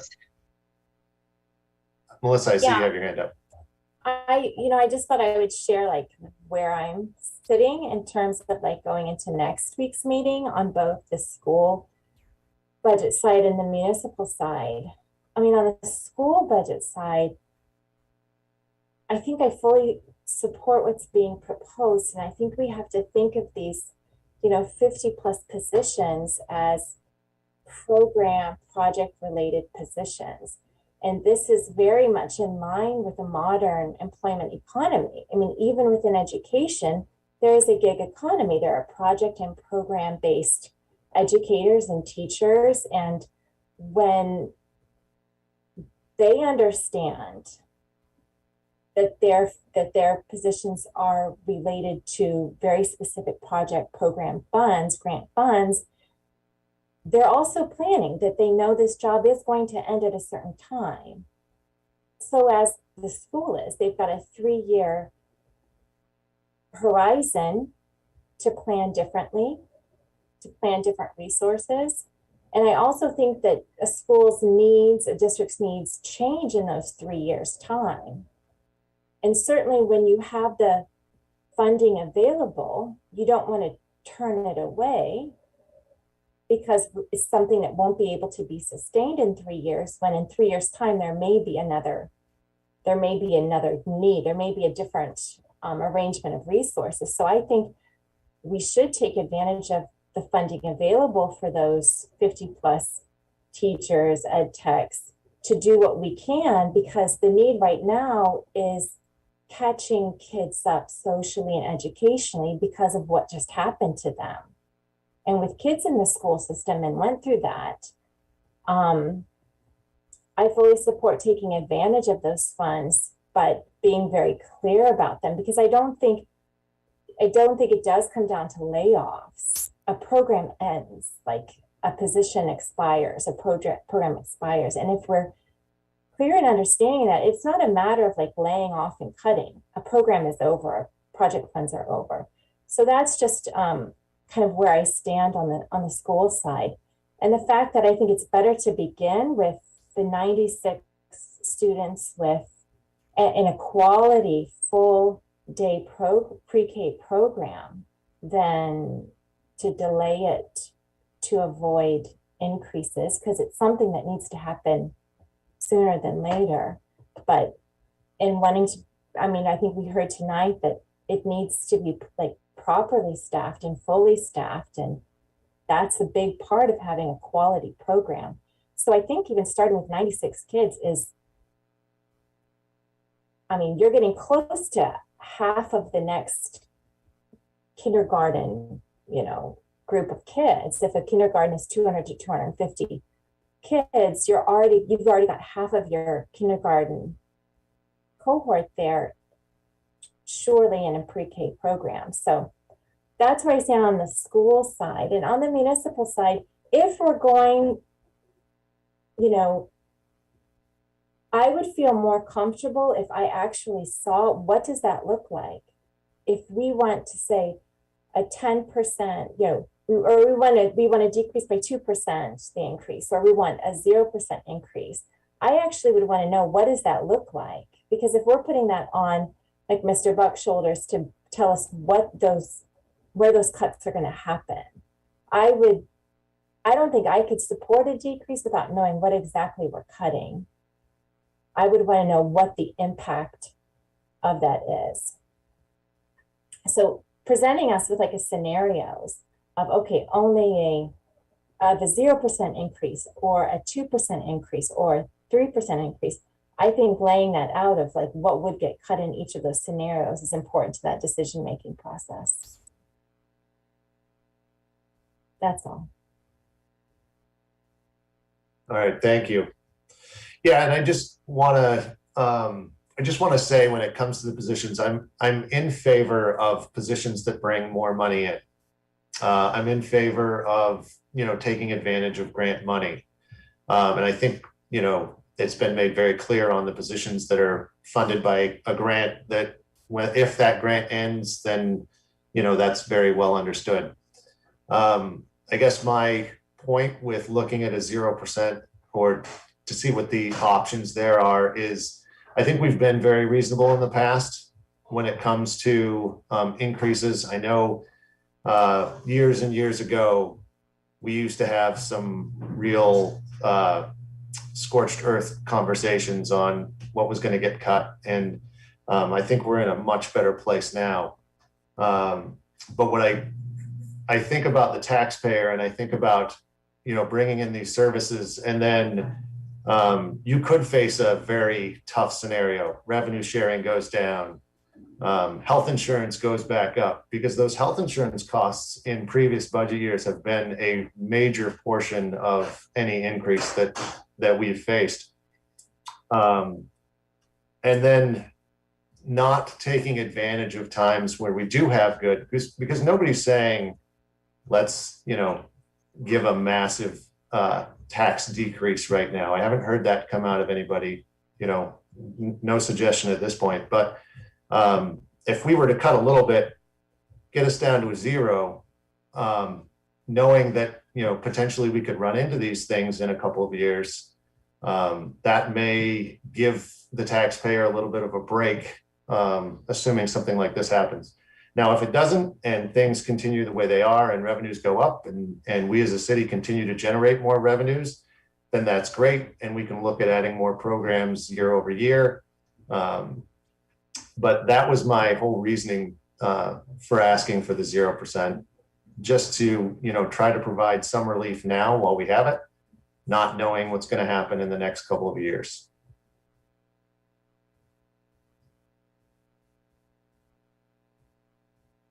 So basically what we have right now, I know that we've had a couple of people ask about the assistant fire chief position, the HR generalist position. So if we want to look at, Steve, if you don't mind, just preparing what those numbers look like, what change that does to the numbers, that would be appreciated. The 4% optional spending that Maura had asked for, I guess I want to understand how big of a lift that is. I have that. Oh, let's see. I have too many sheets open, but I do have that right here. If nobody else is in favor of going that far, you don't have to make him do the exercise. It sounds more like people would like to keep the school intact and maybe make some adjustments, maybe the lowest being where you're recommending potentially 0%. Wes, sorry. Yeah, but that 0% and would be between the two. So I don't know if I need to be more specific as to where that money comes from, superintendent or city manager, or if you two work together when these proposals come up to come back with the 0. Let me know if we need to be more specific on that request. Okay, so speaking to the first point, going from the 5.96% to the 4%, it's a $540,693 cut. So I take out the 2 dispatch positions, the assistant fire chief, the traffic officer, social worker, the split EO1, and the seasonal hire. That's $692,172. So that gets you below the 4% net increase expenditures. You're also going to lose $190,000 of revenue that I'll need to take off, because 3 of those positions were to be funded with ARPA funds, i.e. grant funds. So that would obtain that. With the new revenue sharing projection that comes in, the city's net tax commitment is $11,000 less than last year's, with all of those elements remaining intact. So there's that piece. So I'm trying to weigh out, do the 4% change on expenditures, keep all of the revenues in place. Well, wait a minute, I'm going to take $190,000 out of that, so that's going to change that $11,000 decrease, because I'm going to stop using ARPA funds for some of those positions. So and Steve, the other positions I just made a comment. I just made a comment that nobody else supports what I'm saying. So I don't think there needs to be the full discussion of cutting everything to get down to that, because there's not the support amongst this group of people. So I think it's more important to maybe next week, when it's not so late, have the discussion of what the low point might be, which is what Wes has suggested. I don't think anybody supports going as low as I mentioned, which is fine. This is a group of 7 people. But maybe the low point being, can we get to 0? And then we look at what that would be and then move from there.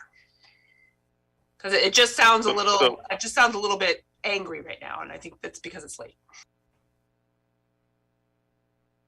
Nope, I was asked the question, so I'm responding to it. So Wes, I'm trying to understand, you made a statement here a moment ago that as the city's revenues grow, you could support spending those on expansions and such under that in correlation with that growth.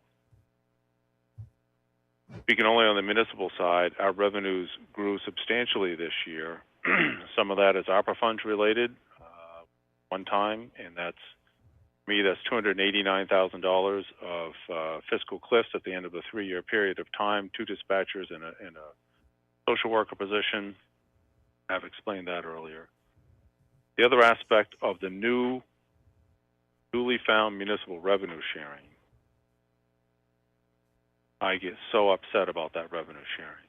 We were robbed since the Baldacci years, you being the municipalities. There was a 40-year contract that the state of Maine set out there when they did away with inventory tax. It was removed.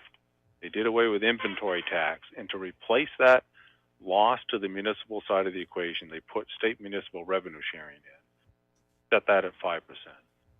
There was a 15-year effort to create revenue sharing 2 and to ramp that up on the service centers, i.e. the disproportionate tax burden. All of that was put in place. It stayed in place for 40 years until Baldacci came in. He started robbing it. Page put it on steroids. Here we go. So, 8, 16, 12 years later, it comes back to the former state law of 5%. And the state economy is doing well, so revenue sharing always tracked. As the economy went up, you got more funding. As the economy went down, you got less funding. Revenue sharing is the municipality's access to broad-based taxation that it has no access to otherwise. There were 2 property taxpayer revolts in the last couple of decades, and all of that stemmed from when revenue sharing was robbed, and the same dynamics that you're seeing happening now, that residential property values were raising disproportionately higher and more rapidly than all other valuation categories. That's the scenario we're sitting in right now, that disproportionate impact. That's where homestead exemption came from. State started at 10, they went to 15, to 20, to 25. They didn't fund it at all, and they funded it partially, and it's that constant shift. So I'll leave my anger program alone at this point in time, but I don't see the revenue sharing as newfound revenue. It's simply the restoration of what should have been. Think of if the city had seen that full 5% level over the last 20 years that it's been robbed. Think of what this would mean to the community as far as our road systems are concerned and other levels of services.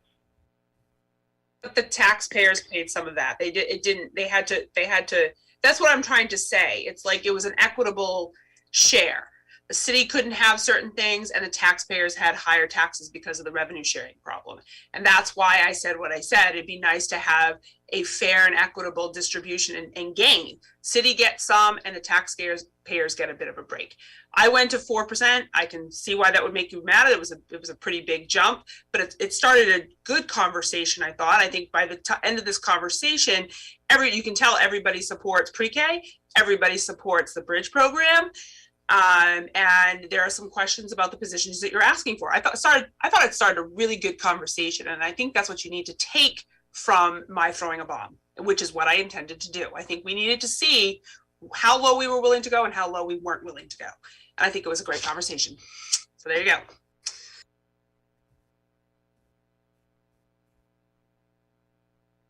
Okay, so then, because I believe the number, we're at $715,282 of net taxation right now total. Is that correct? So, Yes, if you take on the additional revenue sharing as projected here this evening. So, yeah. right. Okay.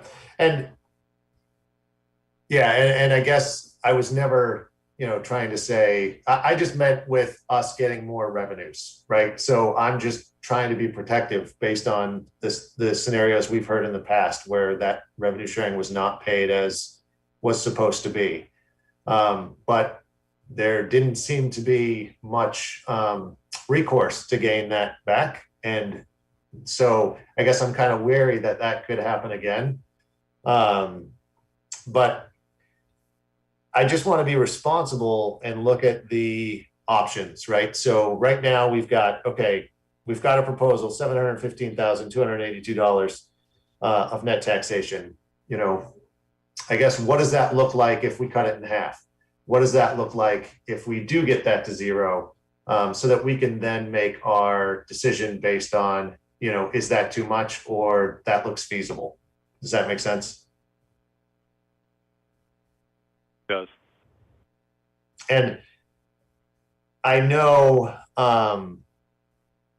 right now you're sitting at a negative 0.06%, right?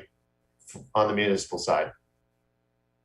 So, but I know that if we take away the 715,000 completely from the school side, that brings them somewhere around, I think, $10,000 of the increases that they've proposed, something to that effect. So that's why I didn't know if it could be a joint effort between yourself and the superintendent, or if I need to be more specific on where I'm looking for those cuts to be.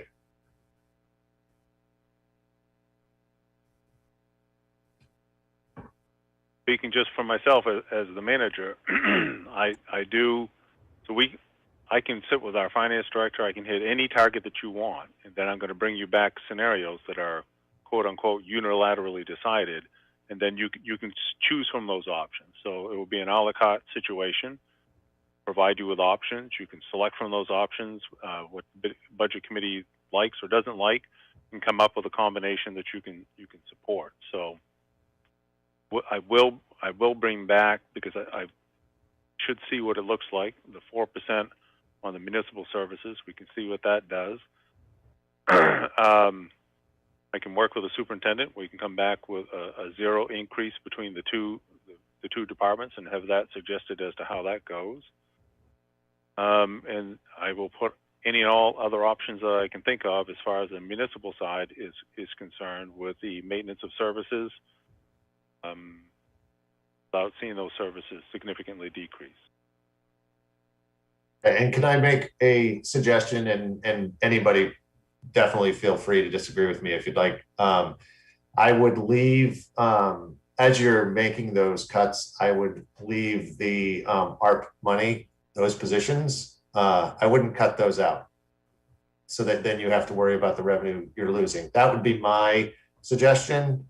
Again, I don't know if anybody disagrees with that, but I think we've had the conversation of, if funding doesn't continue, positions get removed, or that decision has to be made when it gets to the end.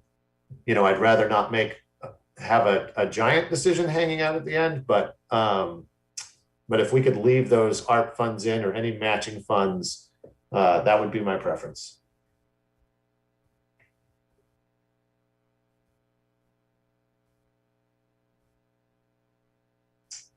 And so, Superintendent, I know, I just wanted to give you a chance if you had questions as well, based on, what we're suggesting. No, it's challenging for us. Wes, I think you watched last week's meeting. I know you weren't there for it, but we, through the committee last year, when we did get educational funding up to 55%, we did have 961,000 go back towards tax relief last year. And we're trying to make that gap up now. So if you look at what our increase was compared to that, we also came in with a decrease as well. And so that's where it's challenging for us that from that standpoint, is that yes, we have an increase, I don't want to pretend we don't, but it's not as simple as people look at that increase as just being wasteful or a lot of things added to it. So I think for us, we can go back and look at it a little tighter, closer, but we are tight. I mean, I think we all say that with it, but we can come back and look at it a little bit. I want to at least give that context to it to see some of the challenges that we are up against, that we as a administration, as we as a school committee, those are some of the challenges we already faced when we put the budget ahead in the first place, knowing that the increase, there was an increase there, and knowing that that was going to be challenging. Sure, and I appreciate that. And let me say from my standpoint, and I hope I can speak for everyone when I say this, any cuts that are asked for or lower percentages that are asked for, at least in my opinion, it's not because I think anything is wasteful spending. It's just looking at the big picture and, you know, making those hard decisions. I get it. You have to make those decisions. I don't. But if I don't have scenarios, I think having those options, having those choices helps us to make a better decision. Councilor Brink? You've mentioned a couple times now the 4%, even Maura has taken that off, and that was her suggestion. She said she was just stimulating conversation, which she absolutely did. So it was fantastic, Maura, great idea by doing that. So I don't think that should be a part of what we asked Steve and Matt to take a look at. I don't think that's a part of it. Also, one of these days, I hope that this committee puts money back in at some point. In all the years I've been involved in budgeting, I have never seen money being put back in saying, you guys did a great job. I'd also like to point out that the suicide level is much higher now, including among teens, and it's now going down to the junior high level. So when we talk about putting stuff back into the schools, I think we need to really consider that COVID has done quite the number, not only on our school side, but on our municipal side. So this, if we've got money at this time, which would be for 3 years, I think we really need to consider leaving it in place and to have us do this for the 3-year period so we can all heal, so that the schools have the amount of money necessary to help our students heal. And also those brave teachers who arrived every day at school, you know, to teach kids knowing that they could get COVID from one of those kids. And also the firemen going to a lot of their phone, their calls when they were called out. The police department going to stuff when they were called out. You know, they didn't stay at home. They all went out and did what they needed to do. So I think this 3-year period of time is a gift. We've got the money. We can do some unusual things. And then at the end of that 3 years, we do something at that point. And I do know that if you spend money and we make this community look better, we will bring more business to our community. Thank you. Yeah, it would be great if we had projections on the business. Maybe that's something we've missed in years past too, is being able to get those projections on how we think the revenue will grow at what rate. Because we do look at the expenses in a future, in a forward thinking manner, but it would be great to see those revenues too. But I also don't know if, I don't think we asked specifically for any of those 3-year, the art fund or the federal money to be pulled as part of the reduction. But Councilor Hurley, you have your hand up.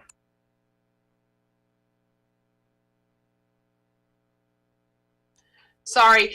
Could we get one of the things that the city does, and maybe would be great for all of us, could we get year-to-date reports where we are year-to-date on spending?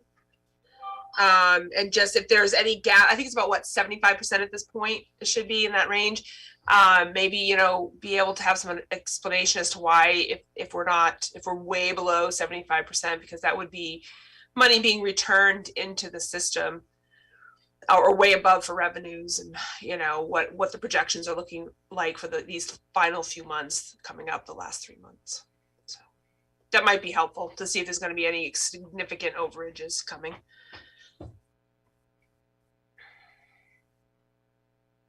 Okay, we can do that.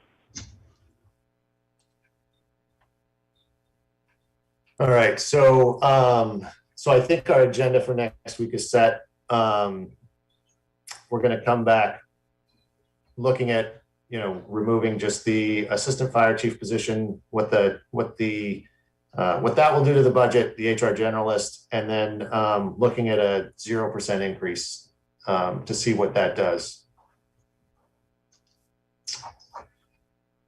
So with that, we can turn to final comments. So, Councillor Herlihy, we can start with you. I think my mute's still, okay. I think I'm all set. I think I've said enough. All right, Councillor Brink. Again, I just want to thank all the volunteers, especially the young people who are part of this now. I'm very impressed that they're willing to give their time and to step forward. And I think the more younger people we get involved in the city government and everything, the better we'll all be. So again, thank you all. And those of you who are as old as I am, thank you also for participating in this. I really appreciate seeing you all out there. So thank you. Councillor Stackpole. Well, I just want to thank Becky for recognizing me as an older member of the community involved in in municipal dealings. Anyways, I feel like I said enough. Obviously, we still have some work to do. So I think I used to say last year, everybody sharpen your pencils, and we'll see you next week. Thank you. Lindsay? Sorry, taking notes.